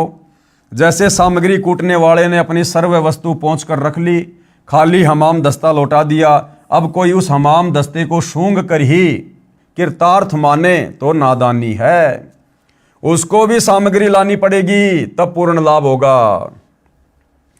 ठीक इसी प्रकार किसी धाम व तीर्थ पर रहने वाला वो पवित्र आत्मा तो राम नाम की सामग्री कूटकर यानी भक्ति करके झाड़ पहुंचकर अपनी सारी भक्ति साधना की कमाई को साथ ले गया। बाद में अनजान श्रद्धालु उस स्थान पर जाने मात्र से कल्याण समझे तो उनके मार्गदर्शक यानी गुरुओं की शास्त्र विधि रहित बताई साधना का ही परिणाम है। उस महान आत्मा संत की तरह प्रभु साधना करने से ही कल्याण संभव है, उन तीर्थों पर जाने से नहीं। जिस प्रकार उन तीर्थों वाली जगह पर पहले वो साधु महात्मा ऋषि बैठकर भक्ति किया करता था, हमने भी उसी प्रकार से भाई भक्ति करनी पड़ेगी, तब हमें लाभ प्राप्त होगा। खाली उस जगह को देखने मात्र से कोई लाभ नहीं है। उसके लिए तत्वदर्शी संत की खोज करके उससे उपदेश लेकर आजीवन भक्ति करके मोक्ष प्राप्त करना चाहिए। शास्त्र विधि अनुकूल सत साधना मुझ दास रामपाल दास के पास उपलब्ध है, कृपया निःशुल्क प्राप्त करें। अब आगे गुरुदेव क्या समझा रहे हैं? तीर्थ स्थापना के प्रमाण। अब ये जितने भी तीर्थ धाम हैं नदियों के किनारे या तालाबों के किनारे, क्योंकि पहले हमारे साधु संत महात्मा ऋषिजन जो अपनी नादानी और अज्ञानता के चलते और घर परिवार को त्याग कर कर्म सन्यासी बनकर, जो कि गीता जी के विरुद्ध है, ये भक्ति करने के लिए जंगलों में चले जाया करते थे, किसी नदी के किनारे चले जाया करते थे और वहाँ बैठकर अपनी साधना किया करते थे जैसा भी उनको प्राप्त थी। और उनके मरने के बाद में वहाँ पर वो तीर्थ बन गए, वो धाम बन गए। तो इन तमाम प्रकार के धामों की, तीर्थों की, जहाँ पर आज ज़्यादातर हिंदू समाज अज्ञानता में भटक रहा है, इनकी स्थापना कैसे हुई? जब हम इनकी स्थापना के बारे में जानेंगे भाई और बहनों, हमारे धर्मशास्त्रों में लिखा हुआ पढ़ेंगे, हमें शर्म आएगी, शर्म। और वहाँ जाकर हमें सद्बुद्धि आएगी या हम दुर्बुद्धि का शिकार होंगे, वो भी हमें पता चलेगा। सबसे पहले है शुक्र तीर्थ कैसे बना। शुक्र तीर्थ श्री ब्रह्मा पुराण लेखक कृष्ण देपायन अर्थात वेद व्यास जी प्रकाशक, गीता प्रेस गोरखपुर, पेज नंबर 167 168 पर भृगु ऋषि का पुत्र कवि अर्थात शुक्र ने गौतमी नदी के उत्तर तट पर जहां भगवान महेश्वर की आराधना करके विद्या पाई थी, वह स्थान शुक्र तीर्थ कहलाता है। अब बताओ, उसने तो वहां बैठकर अपनी भक्ति की और जो भक्ति कमाई करी मरने के बाद अपने साथ लेकर चला गया। और वहां जाकर हमें कैसे लाभ मिलेगा, हमें कैसे फायदा मिलेगा? भाई जैसे कहीं कोई सत्संग चल रहा है, महाराज जी सत्संग कर रहे हैं और वहां पर खीर और हलवा बनाने के लिए एक भट्ठी बनाई गई, खीर बनाई गई, हलवा बनाया गया और वो सत्संग 2 या 3 दिन का चला। लोगों ने सत्संग भी सुना और साथ में बढ़िया बढ़िया भोजन भी खाया, हलवा खाई, खीर खाई। अब वो सत्संग समाप्त हो गया, श्रद्धालुओं ने सारा सामान वहां से उठा लिया, टेंट भी उखाड़ लिए, महाराज जी भी चले गए, भगत भी चले गए। अब वो भट्ठी पड़ी है, राख पड़ी है। अब कोई व्यक्ति वहां जाकर ये कहे कि चल तुझे वहां लेके चलता हूं जहां पर महाराज जी आए थे, सत्संग किया था और वहां पर खीर बनाई थी, हलवा बनाया था। और वो व्यक्ति वहां जाकर देखता है कि वहां पर वो भट्ठी है और भट्ठी के चारों तरफ राख है। अब भाई ना वहां पर हलवा मिल सकता, ना वहां पर आपको खीर मिलेगी। वो तो जिस समय वो महात्मा था, सत्संग कर रहा था, अगर उस समय आप जी होते, वहां जाते, तो सत्संग भी सुनने को मिलते और बढ़िया बढ़िया भोजन भी खाने को मिलते। अब महाराज जी तो अपना सामान समेट कर कहीं और चला गया सत्संग करने के लिए, और वहां तो केवल वो भट्ठी भट्ठी है, वो केवल यादगार है कि हाँ यहां पर सत्संग हुआ था, इस भट्ठी के ऊपर खीर बनी थी, हलवा बना था, वो केवल यादगार है। उस भट्ठी के चाहे 50 चक्कर काट लो, आपकी भूख शांत नहीं हो सकती। तो इसी प्रकार ये जितने भी तीर्थ हैं, धाम हैं, वहां पर किन किन लोगों ने कैसी कैसी घटनाओं को जन्म दिया, क्या क्या घटनाएं घटित हुई, किसी ने अच्छे कार्य किए, किसी ने बुरे कार्य किए, उसके बाद वो तो शरीर छोड़ के चले गए और पीछे से हमारे नादान धर्मगुरुओं ने काल प्रेरणा से हमें अध्यात्म के नाम पर भटकाने के लिए उनको तीर्थों का नाम देकर और अपनी धार्मिक पूजाएं शुरू करवा दी, अपनी पेट पूजा के लिए वहां पर एक प्रकार से धार्मिक धंधा शुरू करवा दिया। तो इस प्रकार से ये शुक्र तीर्थ की स्थापना हुई थी, जहां पर वर्तमान में जाने से हमें किसी प्रकार का कोई लाभ नहीं है। अब आगे ध्यान से पढ़ना भाइयों और बहनों। सरस्वती संगम तीर्थ तथा पुरूरव तीर्थ, इनकी स्थापना कैसे हुई, जहां पर लाखों श्रद्धालु प्रति वर्ष जाते हैं। श्री ब्रह्मा पुराण पेज नंबर 172 173 पर यह प्रमाणित बातें हैं। सतगुरु रामपाल जी ने अपने हाथ से, अपने तरफ से एक भी मनमुखी बात, एक भी मनमुखी शब्द नहीं लिखा है। ये जो भी प्रमाण हैं इन तीर्थों के, आपको साथ में उस पुराण का नाम कौन से पेज पर है, कौन से अध्याय में है, साफ साफ बताया जा रहा है। 200-250 रुपये का पुराण आता है, किसी भी धार्मिक पुस्तक की दुकान से लेकर खरीद कर देख सकते हैं। तो ये जो सरस्वती संगम है, जिसको पुरूरव तीर्थ भी कहते हैं, जहां पर लाखों श्रद्धालु जाते हैं, सोचिए वो कैसे बना। श्री ब्रह्म पुराण पेज नंबर 172 173 पर एक दिन राजा पुरूरवा श्री ब्रह्मा जी की सभा में गए। वहां ब्रह्मा जी की पुत्री सरस्वती को देखकर उससे मिलने की इच्छा व्यक्त की। ब्रह्मा जी की सभा में पृथ्वी लोक से राजा पुरूरवा गया और उसने वहां पर जब ब्रह्मा जी की बेटी सरस्वती को देखा, जो अति सुंदर थी, तो राजा के मन में उससे मिलने की इच्छा जागृत हुई। सरस्वती ने हां कर दी, यानी राजा ने किसी नौकरानी के माध्यम से सरस्वती के पास में संदेशा भिजवाया। तो ब्रह्मा जी की बेटी सरस्वती ने और उस राजा के साथ मिलने की इच्छा, मतलब स्वीकृति दे दी, यस कर दिया। और दोनों कहां मिले? सरस्वती नदी के किनारे पर सरस्वती तथा पुरूरवा ने अनेक वर्षों तक संभोग यानी सेक्स किया। ब्रह्मा जी की बेटी, जिस ब्रह्मा जी ने आप लोग कहते हो सृष्टि की रचना करी है, उस ब्रह्मा जी की बेटी सरस्वती यानी शारदा, जो वीणा वाणा बजाती है, स्कूलों में सुबह सुबह उसकी आरती करवाई जाती है, जय माँ शारदे, जय माँ शारदे, हे माँ सरस्वती, हे माँ सरस्वती। वह सरस्वती, वो शारदा है ये।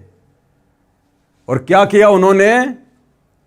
अपने पिता उस ब्रह्मा की आज्ञा के बिना चोरी छुपे उस राजा के साथ में ब्रह्मा जी की बेटी सरस्वती शारदा उस सरस्वती नदी के किनारे चली जाती है और हजारों वर्षों तक दोनों वहां पर शारीरिक संबंध बनाते हैं, सेक्स करते हैं। जिस प्रकार वर्तमान में लड़के और लड़कियां लिव इन रिलेशनशिप में रहते हैं, तो भैया ये परंपरा तो बहुत पहले से चली आ रही है, देवी देवताओं के समय से।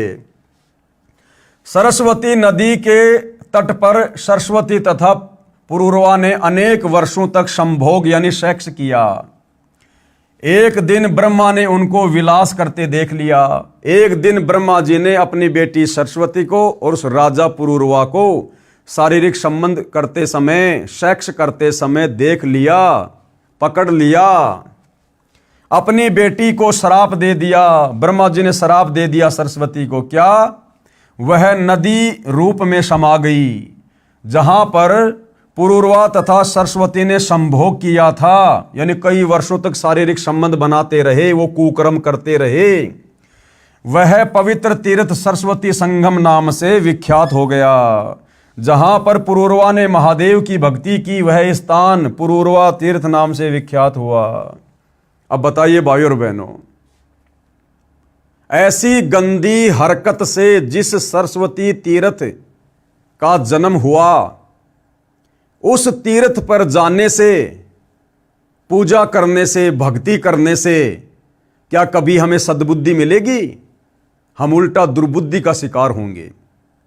यदि हम अपने बच्चों को उन तीर्थों पर लेकर जाएंगे और यदि ये कथा उनको सुनाएंगे, क्योंकि तीर्थ पर जाएंगे तो तीर्थ के विषय में जानने की इच्छा तो होती है ना, तो गाइड लोग क्या बताएंगे? यही कथा सुनाएंगे कि भैया सरस्वती तीर्थ की स्थापना कैसे हुई, तो यही विषय वासना की कहानी सुनाई जाएगी, ये कामसूत्र की बातें सुनाई जाएंगी।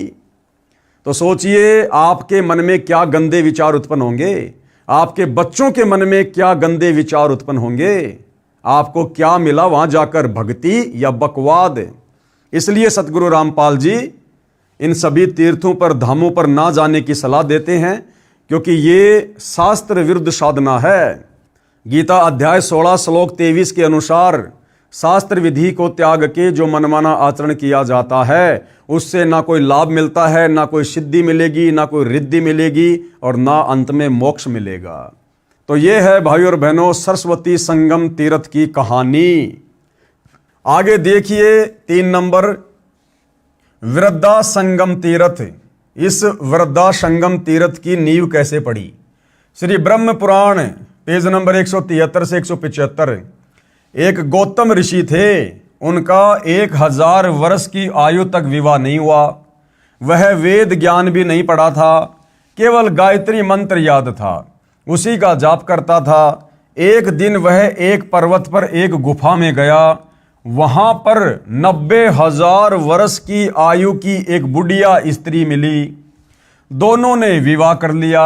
बताओ, उस ऋषि ने जो भक्ति करने गया था और थोड़ी सी उम्र का था, और उसने अपने दादी की उम्र की 90,000 साल की बुढ़िया के साथ में उसने शादी कर ली। एक दिन वशिष्ठ ऋषि तथा वामदेव ऋषि वहां गुफा में अन्य ऋषियों के साथ आए। उन्होंने गौतम ऋषि का उपहास किया। कहा कि हे गौतम जी, ये बुढ़िया आपकी माँ है या आपकी दादी माँ है? उनके जाने के पश्चात दोनों बहुत दुखी हुए। अगस्त ऋषि की राय से गोदावरी नदी के गोमती तट पर गए और कठोर तपस्या करने लगे। उन्होंने भगवान शंकर और विष्णु का शतवन किया, यानी आराधना की, तथा पत्नी के लिए गंगा जी को भी खुश किया। गंगा ने उनके तप से प्रसन्न होकर कहा, ब्राह्मण, आप मंत्र पढ़ते हुए मेरे जल से अपनी पत्नी का अभिषेक करो, इससे वह रूपवती हो जाएगी। गंगा जी के आदेश से दोनों ने एक दूसरे के लिए ऐसा ही किया। दोनों पति पत्नी सुंदर रूप वाले हो गए, वो गौतम ऋषि और वो 90 साल की बुढ़िया, दोनों जवान हो गए। वह जल जो मंत्रों का था, उससे बुढ़िया का नाम नदी बह चली। उसी स्थान पर गौतम ऋषि ने उस बुढ़िया के साथ जो युवती हो गई थी, मन भरकर संभोग किया। बताइए, और हम वहां जा रहे हैं मुक्ति प्राप्त करने के लिए, सद्बुद्धि प्राप्त करने के लिए। अरे भैया, वहां तो कामसूत्र की घटनाएं घटी हैं, वो तो विषय वासनाओं के अड्डे थे। जमकर लोगों ने सेक्स किया, संभोग किया, कुकर्म किए। और हम ऐसी अपवित्र जगह पर जाकर कैसे सद्बुद्धि को प्राप्त कर सकते हैं? कैसे हमें कोई भक्ति लाभ मिलेगा? कैसे हमें कोई पुण्य मिल सकता है? तब से उस स्थान का नाम वृद्धा संगम तीर्थ हो गया। वहीं पर गौतम ऋषि ने साधनार्थ एक शिवलिंग स्थापित किया था, वह भी उस बुढ़िया के नाम पर वरदेश्वर कहलाया। इस बुढ़िया संगम तीर्थ की कथा सब पापों का नाश करने वाली है, ऐसा उस पुराण में लिखा हुआ है। अब बताओ, वो खुद इतने कुकर्म करके और पाप की मालगाड़ी भर के ले गए, जिंदगी भर सेक्स करके, संभोग करके, कुकर्म करके, और वहां जाने से हमारे पाप कर्मों का नाश कैसे होगा? वहां किया हुआ स्नान दान सब मनोरथों को सिद्ध करने वाला है। इसलिए तो सबका कल्याण हो रहा है, सबकी बुद्धि भ्रष्ट हो रही है इन तीर्थों पर जा जाकर। आगे पढ़िए भाई और बहनों, हमारे देवताओं की ओर करतूतें। अश्व तीर्थ तथा भानु तीर्थ तथा पंचवटी आश्रम की स्थापना। श्री ब्रह्मा पुराण पेज नंबर 162 से 163 तथा श्री मार्कंडे पुराण पेज नंबर 173 से 175 पर लिखा है, महर्षि कश्यप के ज्येष्ठ पुत्र आदित्य सूर्य हैं। उनकी पत्नी का नाम उषा है। मार्कंडे पुराण में सूर्य की पत्नी का नाम संज्ञा लिखा है, जो महर्षि विश्वकर्मा जी की बेटी है। यानी ये जो सूर्य है, आग का गोला, इसके ऊपर जिस देवता का कंट्रोल है वो है सूर्य देव। सूर्य देव जी की पत्नी का नाम है उषा, जो कि विश्वकर्मा जी की बेटी है। विश्वकर्मा जी कौन है? ये देवी देवताओं के कारीगर हैं, उनके मकान बनाते हैं, उनकी बिल्डिंगें बनाते हैं। फिर क्या हुआ? सूर्य की पत्नी अपने पति सूर्य के तेज को सहन न कर सकने के कारण दुखी रहती थी। एक दिन अपनी सिद्धि शक्ति से अन्य स्त्री अपनी ही स्वरूप की उत्पन्न की। उसे कहा, आप मेरे पति की पत्नी बनकर रहो, तेरी तथा मेरी शकल समान है। अब देखो भाई और बहनों, इनके कारनामे। अब सूर्य की जो पत्नी थी वो अपने पति के तेज को सहन नहीं कर पा रही थी, तो उसने क्या किया?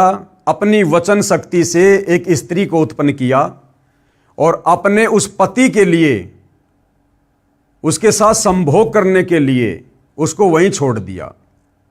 अब सोचो भाई और बहनों, मेरे वचन से यदि कोई संतान उत्पन्न मैं करूंगा, स्त्री या पुरुष, तो वो मेरी संतान होती है।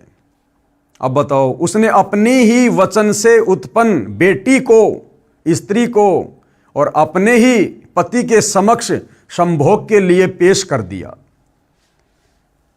और क्या कहा उसने? उषा ने, आप यह भेद मेरी संतान तथा मेरे पति को नहीं बताना। यह कहकर संज्ञा यानी उषा तप करने के मकसद से उत्तर कुरुक्षेत्र में चली गई। वहां घोड़ी का रूप धारण करके तपस्या करने लगी। अब सूर्य की पत्नी उषा तपस्या करने चली गई और घोड़ी का रूप बना लिया, ताकि मेरा पति मुझे पहचान ना सके, मुझे दुखी ना करे, क्योंकि सूर्य देव उषा को बार बार शारीरिक संबंध बनाने के लिए दुखी करता था, परेशान करता था, और इस प्रकार की गतिविधियों से उषा बहुत ज्यादा दुखी थी, परेशान थी। भेद खुलने पर सूर्य भी घोड़े का रूप धारण करके वहां गया। जब सारी बातों का सूर्य देव को पता चला उस स्त्री के माध्यम से कि तेरी ओरिजिनल पत्नी तो ऐसे ऐसे घोड़ी का रूप बनाकर फला फला जगह तप करने गई है, जहां संज्ञा यानी उषा घोड़ी रूप में तपस्या कर रही थी, घोड़े रूप में सूर्य ने घोड़ी रूपधारी संज्ञा से संभोग करना चाहा। ये देवी देवता भी भाई और बहनों आम इंसानों से भी इन विषय विकारों के मामले में गिरे हुए हैं। उषा यानी संज्ञा घोड़ी रूप में वहां से भागकर गौतमी नदी के तट पर आई और घोड़ा रूपधारी सूर्य ने भी पीछा किया। वहां आकर घोड़ी रूप में अपने पतिव्रत धर्म की रक्षा के लिए घोड़ा रूपधारी पति को न पहचान कर उसकी ओर अपना पिछला भाग न करके मुख की ओर से ही सामना किया। दोनों की नासिका मिली।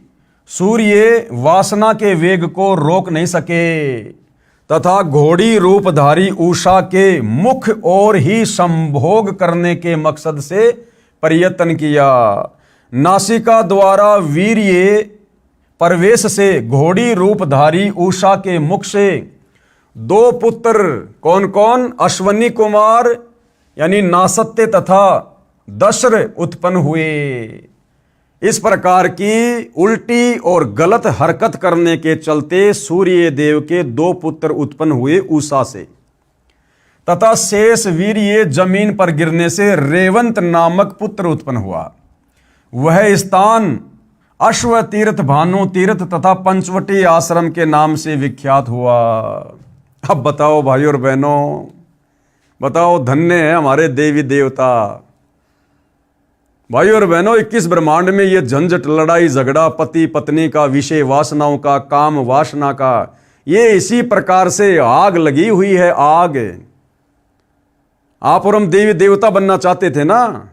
देवी देवता बनना तो बहुत दूर की बात थी। हम तो भक्ति करके ये सोचते थे कि मैं तो मेरे देवता के लोक में चला जाऊं, विष्णु जी के लोक में चला जाऊं, सूर्य भगवान के लोक में चला जाऊं। अब देख लो उन देवी देवताओं के कर्म और किस प्रकार की गलत हरकत करने के चलते और इस अश्वनी तीर्थ की स्थापना हुई है, जिस तीर्थ पर जाकर हम लोग भगवान प्राप्ति की उम्मीद लगाए बैठे रहते हैं, लाभ प्राप्ति की उम्मीद लगाए बैठे रहते हैं। इसलिए तो पूरे हिंदू समाज की बुद्धि भ्रष्ट हो चुकी है। समझाने से भी समझ में नहीं आती, आंखों से ये प्रमाण देखने के बाद भी समझ में नहीं आती है, क्योंकि काल ने हमारे को अध्यात्म में इतना नीचे गिरा दिया है। उसी स्थान पर सूर्य की बेटियों का अरुणा तथा वरुण नामक नदियों के रूप में समागम हुआ। उसमें भिन्न भिन्न देवताओं और तीर्थों का पृथक पृथक समागम हुआ। उक्त संगम में 27,000 तीर्थों का समुदाय है। वहां किया हुआ स्नान व दान अक्षय पुण्य देने वाला है। वो दुर्बुद्धि देने वाला दुर्बुद्धि, और अंत में मरने के बाद में दुर्गति देगा। फिर नारद उस तीर्थ के सुमरण से, कीर्तन और श्रवण से भी मनुष्य सब पापों से मुक्त, धर्मवान और सुखी होता है। बताओ, अब नारद जी को कह रहे हैं कि नारद, उस अश्वनी तीर्थ की महिमा गाने से, उस घटना की बार बार जिक्र करने से, उस कथा को करने से कि अश्वनी तीर्थ की स्थापना कैसे हुई, कहते हैं अक्षय लाभ को देने वाला है, पाप नाश हो जाते हैं। अरे ऐसी गंदी कथा सुनने से तो मन में विकार उत्पन्न होंगे, उल्टे हम पाप के भागी बनेंगे, कुकर्म करने की प्रेरणा बनेगी, कुकर्म करने की। तो ये लिखा भाई और बहनों हमारे इन पुराणों में, जिनकी कथा हमारे धर्मगुरु सदियों से करते आ रहे थे, और सब के अंदर विषय वासनाओं के बीज डाल दिए। इसलिए सतगुरु रामपाल जी इस शास्त्र विरुद्ध साधना को ना करने की सलाह देते हैं। नंबर 5, जन स्थान तीर्थ की स्थापना। अब इस तीर्थ की स्थापना कैसे हुई भाई? श्री ब्रह्म पुराण गीता प्रेस गोरखपुर से प्रकाशित पेज नंबर 161-162 पर ऋषि याज्ञवल्क्य से राजा जनक ने पूछा कि हे द्विज श्रेष्ठ, बड़े बड़े मुनियों ने निर्णय किया है कि भोग और मोक्ष दोनों श्रेष्ठ हैं। आप बताइए, भोग से भी मुक्ति प्राप्त कैसे होती है? ऋषि याज्ञवल्क्य जी ने कहा, इस प्रश्न का उत्तर आप ससुर वरुण जी ठीक ठीक बता सकते हैं। चलो उनसे पूछते हैं। दोनों भगवान वरुण के पास गए, यानी जल देवता के पास गए, तथा वरुण ने बताया कि वेद में ये मार्ग निश्चित किया है कि कर्म न करने की उपेक्षा कर्म करना श्रेष्ठ है। धर्म, अर्थ, काम तथा मोक्ष ये चारों पुरुषार्थ कर्म से बंधे हुए हैं। नरप श्रेष्ठ, हे राजाओं में श्रेष्ठ, कर्म द्वारा सब प्रकार से साध्यों की सिद्धि होती है, इसलिए मनुष्यों को सब तरह से वैदिक कर्म का अनुष्ठान करना चाहिए। इससे वे इस लोक में भोग तथा मोक्ष दोनों प्राप्त कर सकते हैं। अकर्म से कर्म पवित्र है। इसके पश्चात राजा जनक ने ऋषि याज्ञवल्क्य को पुरोहित बनाकर गंगा के तट पर अनेकों यज्ञ किए।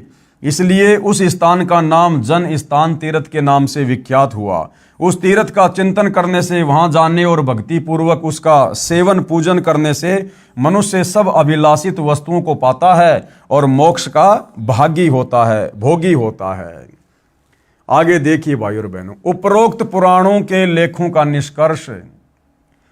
प्रमाण संख्या 1 में कहा है कि भृगु ऋषि के पुत्र शुक्र ने गौतमी नदी के उत्तरी तट पर साधना की थी, जिस कारण से वह स्थान शुक्र तीर्थ नाम से विख्यात हुआ।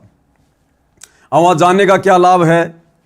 यदि कोई उस शुक्र तीर्थ में केवल स्नान व वहां पर बैठे कामचोर व्यक्तियों को दान करने से ही मोक्ष मानता है, वो ज्ञानहीन व्यक्ति है, उसको ज्ञानवान कुछ नहीं है।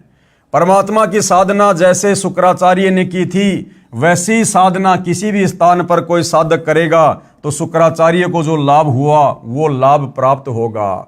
मात्र उस धाम पर जाकर चक्कर काटने से कुछ नहीं मिलने वाला।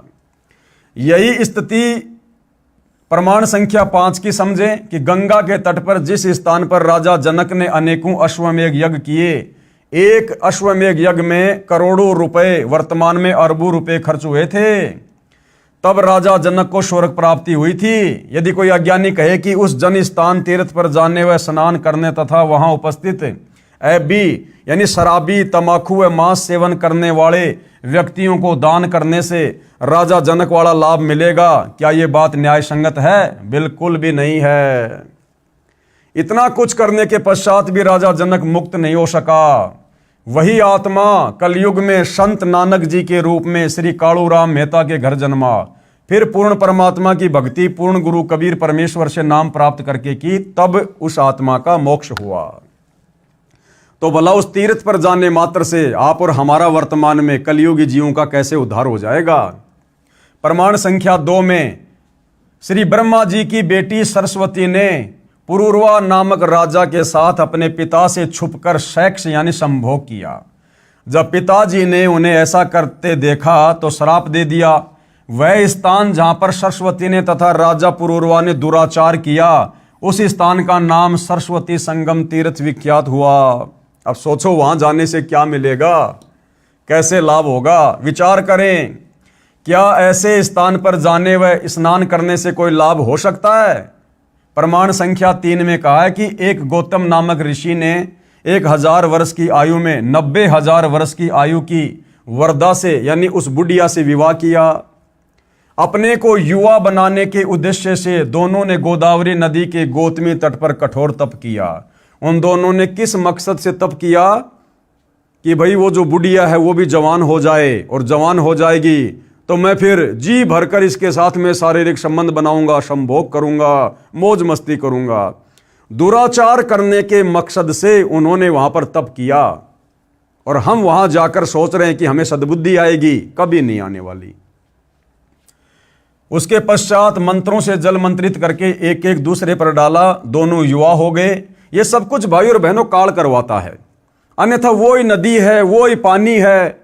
आप वहां जाकर देखे, अपनी पत्नी पे छींटे मारकर उसको युवा कर दो ना।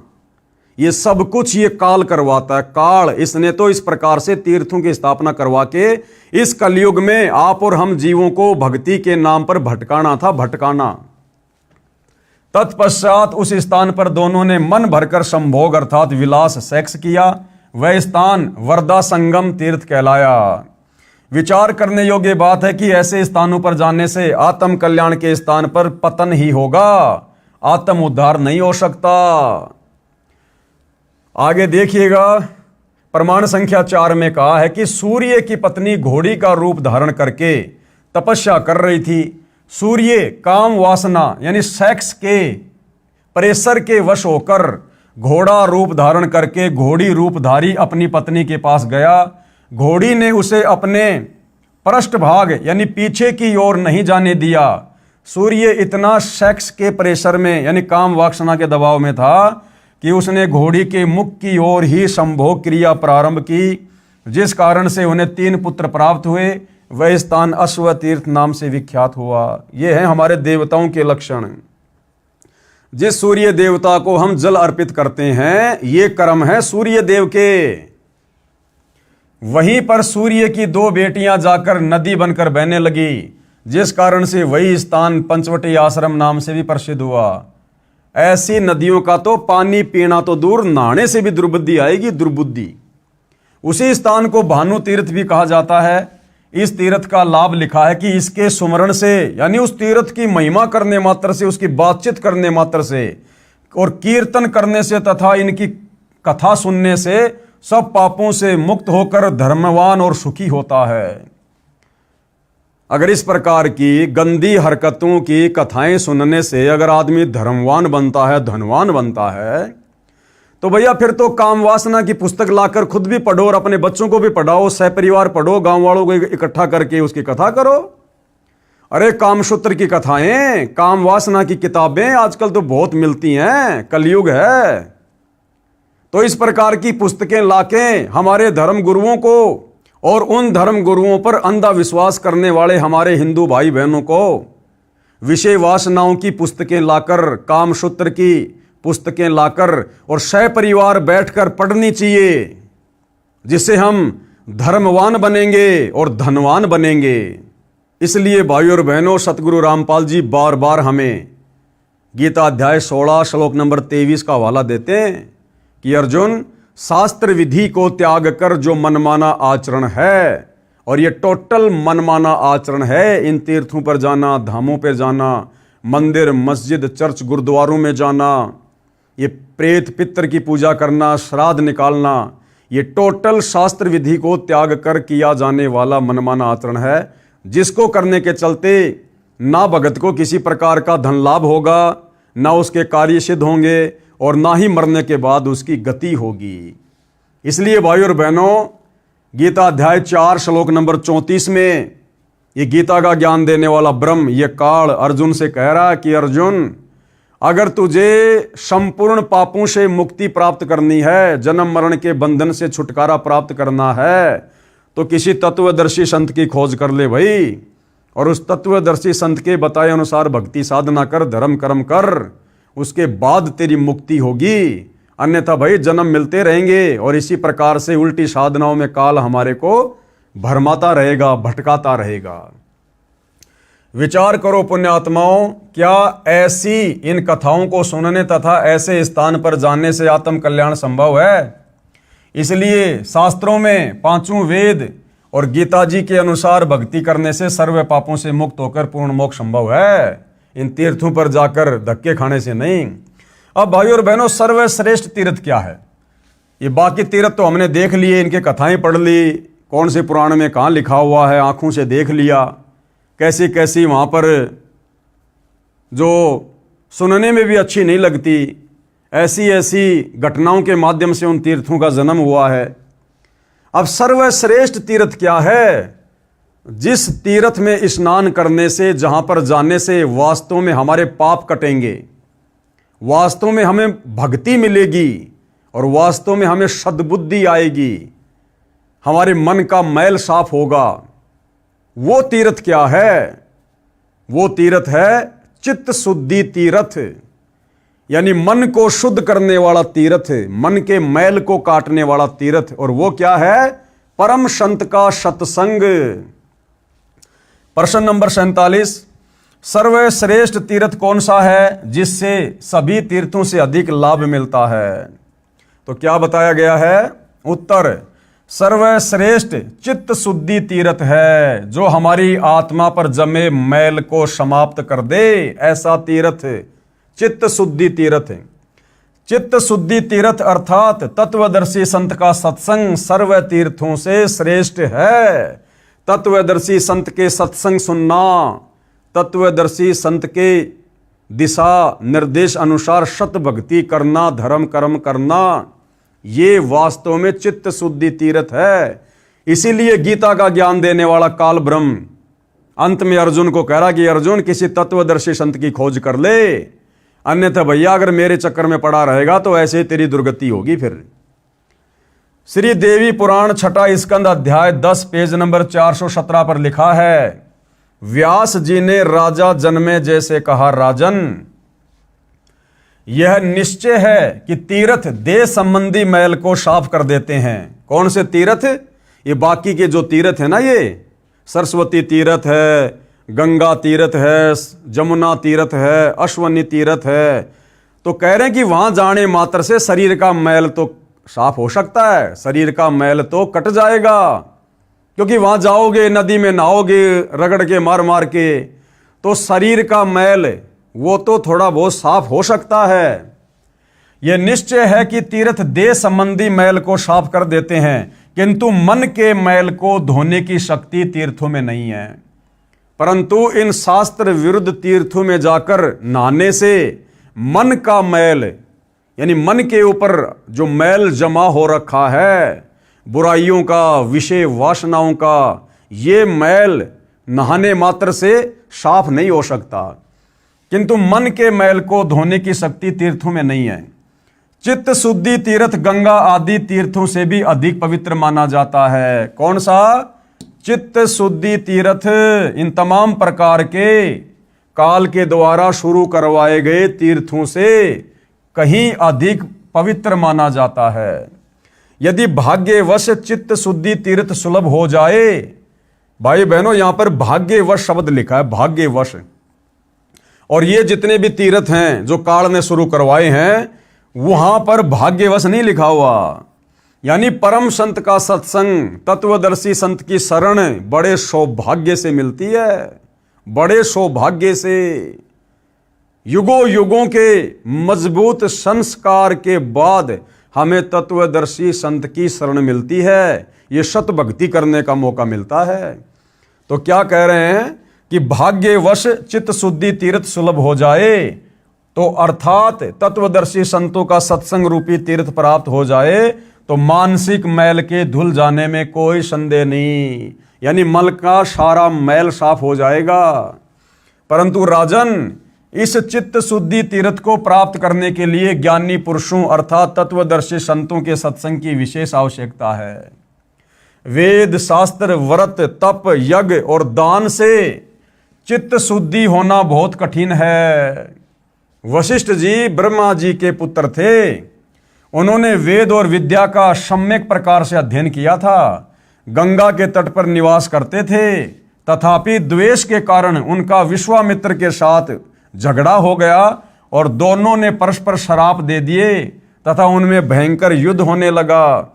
इससे सिद्ध हुआ कि संतों के सत्संग से चित्त शुद्धि कर लेना अति आवश्यक है, अन्यथा इन नदी और तालाबों वाले तीर्थों पर नाते नाते वशिष्ठ और विश्वामित्र का भी मन का मैल साफ नहीं हुआ और उन दोनों ने एक दूसरे को श्राप दे दिया था मरने का, और भयंकर युद्ध हुआ उनमें। अन्यथा वेद ज्ञान तप व्रत तीर्थ दान तथा धर्म के जितने साधन हैं, वे सब के सब कोई विशेष प्रयोजन सिद्ध नहीं कर सकते।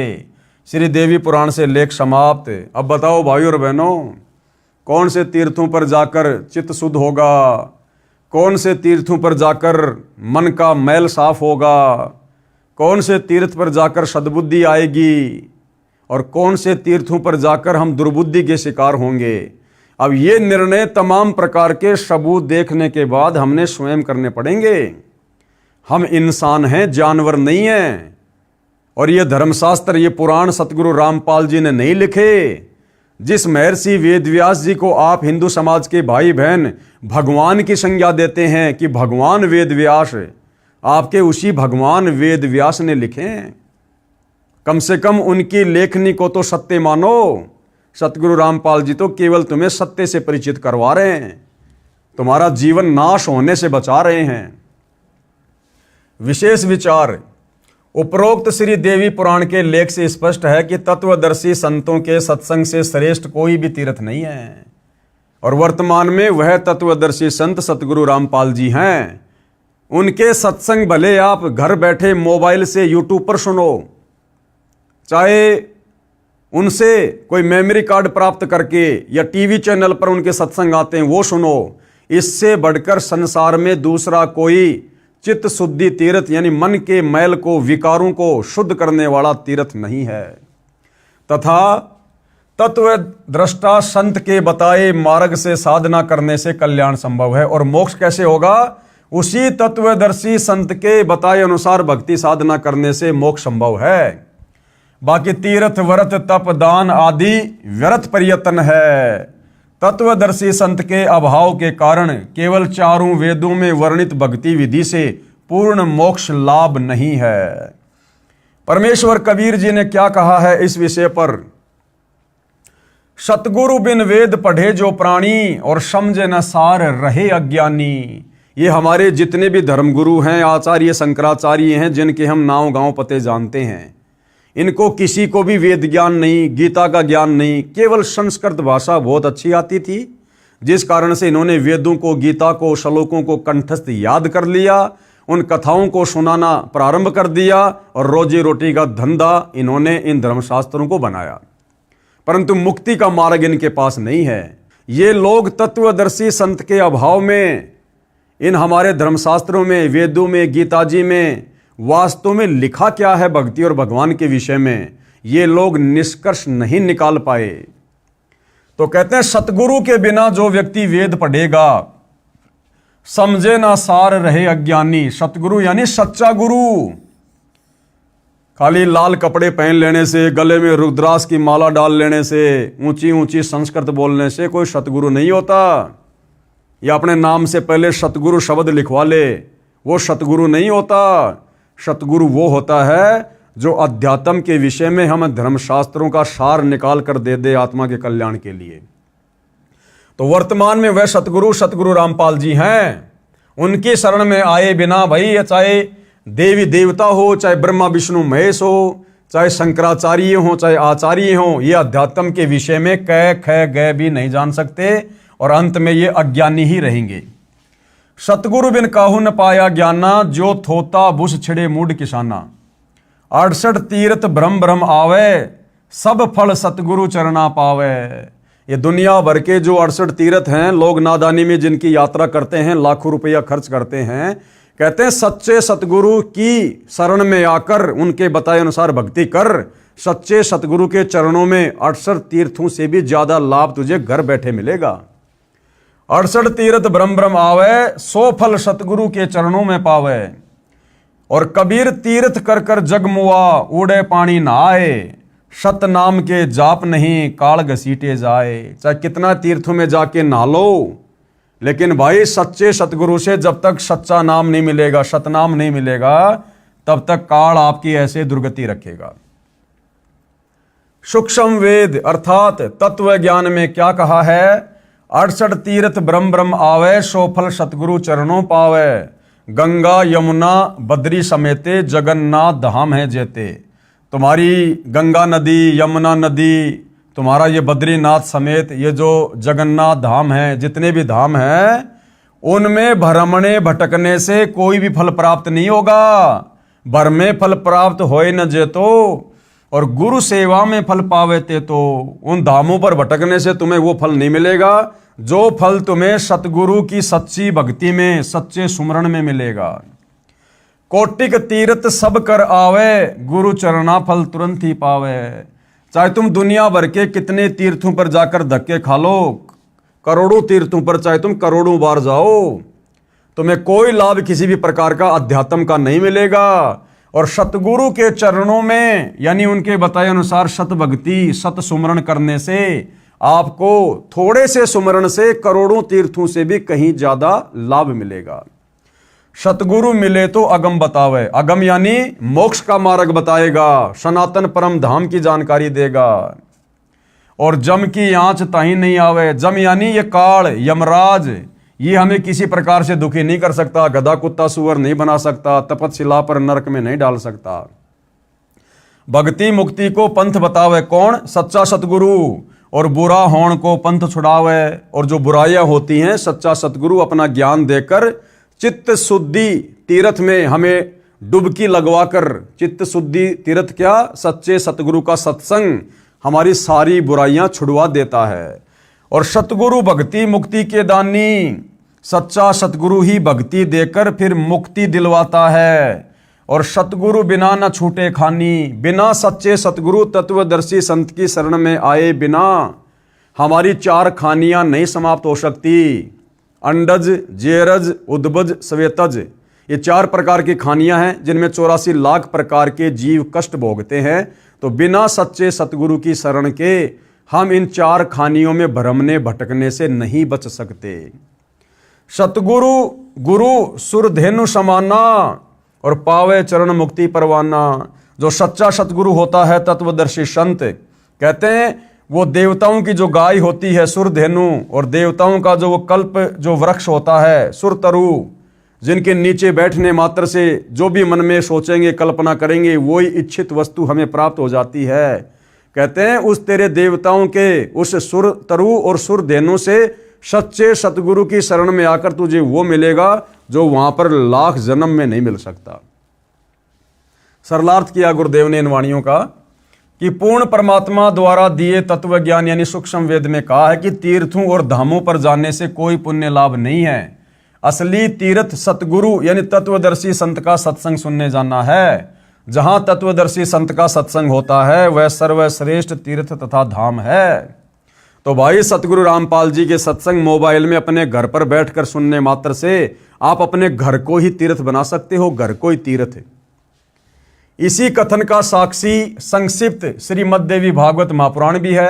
उसमें 6 स्कंद के अध्याय 10 में लिखा है कि सर्वश्रेष्ठ तीर्थ तो चित्त शुद्ध तीर्थ है।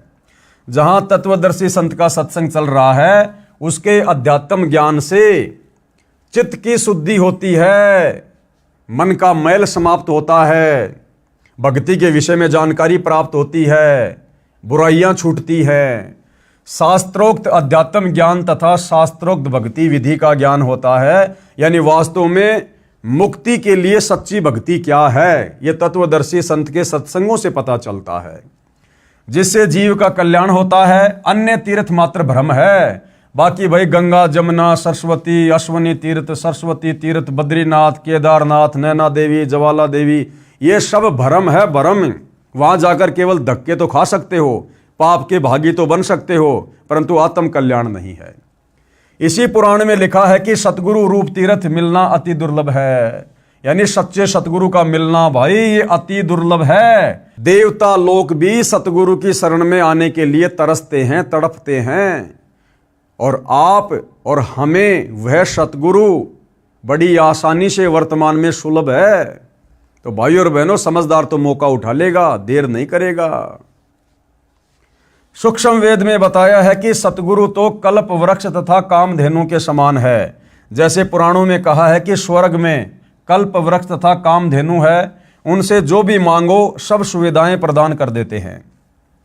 इसी प्रकार सतगुरु जी सत्य साधना बताकर सर्व लाभ भगत को प्रदान करवा देते हैं तथा अपने आशीर्वाद से भी अनेकों लाभ देते हैं। भक्ति करवाकर मुक्ति की राह आसान कर देते हैं। इसलिए कहा है कि एक साधे सब सदे, सब साधे सब जाए, और माली सिंचे मूल को फले फूले अघाए। एक साधे सब सदे, एकमात्र तत्वदर्शी संत सतगुरु रामपाल जी की शरण में आकर भक्ति करने से हमें वो तमाम प्रकार के आध्यात्मिक, सांसारिक और भौतिक लाभ प्राप्त होंगे जो हम इस काल के द्वारा शुरू करवाए गए धामों पर, तीर्थों पर और शास्त्र विरुद्ध साधना को करके असंख्य जन्म भी प्राप्त नहीं कर सकते। शब्दार्थ, एक सतगुरु रूप तीर्थ पर जाने से सब लाभ मिल जाता है। सब तीर्थों, धामों व अन्य अंधश्रद्धा भक्ति से सब लाभ समाप्त हो जाते हैं। जैसे आम के पौधे की एक जड़ की सिंचाई करने से पौधा विकसित होकर पेड़ बनकर बहुत फल देता है। यदि पौधे को उल्टा करके जमीन में गड्ढे में शाखाओं की ओर से रोप कर शाखाओं की सिंचाई करेंगे तो पौधा नष्ट हो जाएगा। तो भैया काल के द्वारा शुरू करवाए गए इन तीर्थों पर, धामों पर जाना, मंदिर, मस्जिद, चर्च, गुरुद्वारों में जाकर भक्ति की उम्मीद करना, तो भैया पेड़ को यानी पौधे को गमले में शाखाओं की ओर से रोप कर सिंचाई करने जैसा है। वो पौधा सूखेगा ही सूखेगा। पौधे को गमले में जड़ की ओर से रोपना पड़ेगा और फिर जड़ की सिंचाई करनी पड़ेगी, जिससे पूरा पौधा बड़ा होगा, और बड़ा होगा तो उसके फल भी लगेंगे। तो भाई वो शास्त्र अनुकूल सत भक्ति वाला पौधा वर्तमान में सतगुरु रामपाल जी का सत्संग है। इसलिए एक सतगुरु रूप तीर्थ पर जाने से सर्व लाभ मिल जाता है। जैसा कि संक्षिप्त श्रीमद् देवी भागवत महापुराण में लिखा है कि सतगुरु रूप तीर्थ मिलना अति दुर्लभ है, परंतु आप जी को सतगुरु रूप तीर्थ अति सुलभ है। यानी वर्तमान में सतगुरु रामपाल जी बड़ी आसानी से आप और हमारी आत्मा के कल्याण के लिए धरती पर सुलभ हैं। इसमें आप और हमारी कोई उपलब्धि नहीं है। ये सतगुरु रामपाल जी परमेश्वर जी की एक दया है, एक मेहर है उनकी हमारे ऊपर, जो परमेश्वर ने ऐसे घोर कलयुग में इतनी आसानी से हमें अपना हाथ पकड़वा दिया। ये दास यानी सतगुरु रामपाल जी विश्व में एकमात्र सतगुरु तीर्थ यानी तत्वज्ञानी है, जिस तत्वदर्शी संत के विषय में गीता अध्याय 4 श्लोक 34 में गीता ज्ञान देने वाला ब्रह्म कह रहा है कि अर्जुन, तत्व ज्ञान के लिए तत्वदर्शी संत की खोज कर और उसकी खोज करने के बाद भली भांति उसको प्रसन्न कर, दंडवत प्रणाम कर, फिर वो तत्वज्ञानी महात्मा तुझे तत्व ज्ञान का उपदेश करेगा, यानी तेरे को भक्ति का मार्ग बताएगा, मुक्ति का रास्ता बताएगा, जिससे तेरा जन्म मरण समाप्त होगा, लक 84 मिटेगी और सनातन परम धाम सतलोक में चला जाएगा। आओ और सत्य भक्ति प्राप्त करके जीवन सफल बनाओ। क्या कह रहे हैं सतगुरु रामपाल जी कि नादानों, इतना सब कुछ आंखों देखने के बाद भी अगर तुम्हारी बुद्धि सत्य को स्वीकार नहीं करती है तो तुम्हारे में और जानवर में फिर कोई अंतर नहीं। परमात्मा कहते हैं भक्ति बिना नर और खर एक है। नर यानी इंसान, स्त्री या पुरुष, और खर यानी गधा। भक्ति बिना, भक्ति यानी सत्य ज्ञान, सत्य भक्ति। तो कहते हैं भक्ति बिना नर और खर एक हैं, जिन हरि पद नहीं जान्या, पूर्ण ब्रह्म की परख नहीं रे, पूज मरे पाषाणा। इन अज्ञानी धर्मगुरुओं के कहने पर पत्थरों की पूजा कर करके, मंदिर, मस्जिद, चर्च, गुरुद्वारों की पूजा कर करके हमारे पूर्वज आज वो प्रेत बने फिर रहे हैं, पितर बने फिर रहे हैं, भूत योनि में कष्ट उठा रहे हैं, लक 84 योनियों में तरह तरह के कष्ट भोग रहे हैं।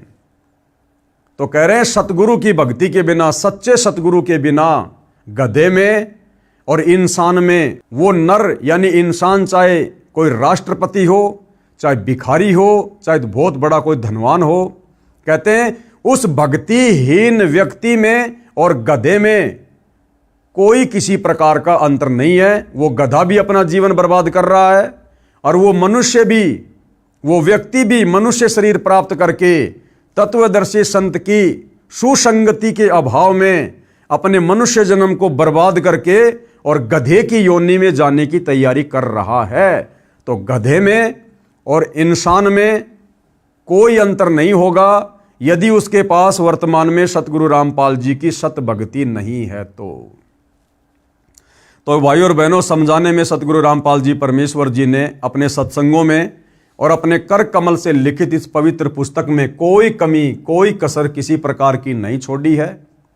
अब यदि भाइयों और बहनों कोई कमी रहेगी तो आप और हमारी नासमझी की रहेगी, हमारे कमजोर संस्कारों की रहेगी, जिसके लिए हम खुद ही जिम्मेदार रहेंगे।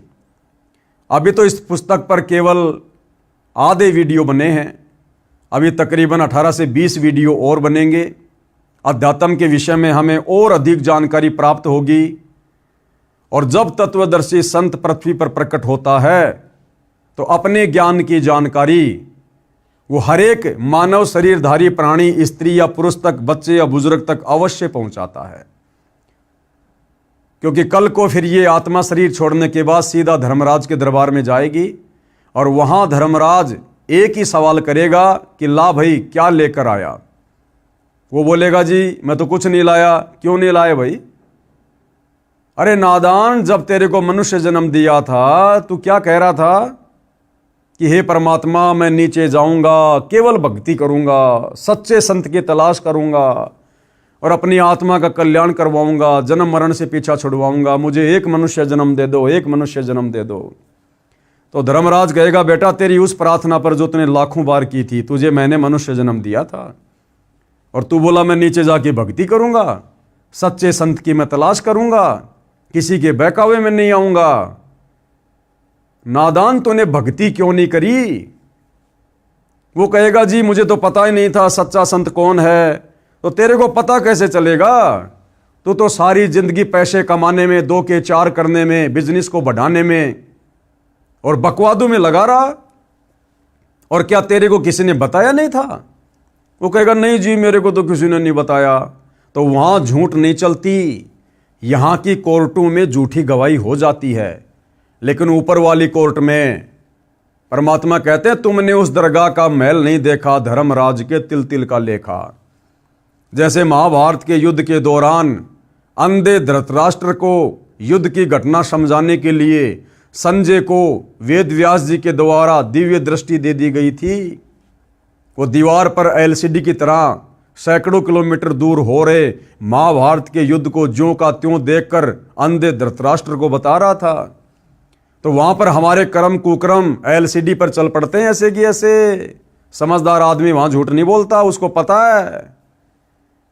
फिर उसको पता चलेगा, देख वो भाई तेरे को ज्ञान गंगा पुस्तक दे रहा था एक संत रामपाल जी की, और कह रहा था भी भगवान धरती पर आए हैं, पूर्ण सन धरती पर आए हुए हैं, भक्ति कर लो वरना दुर्गति होगी।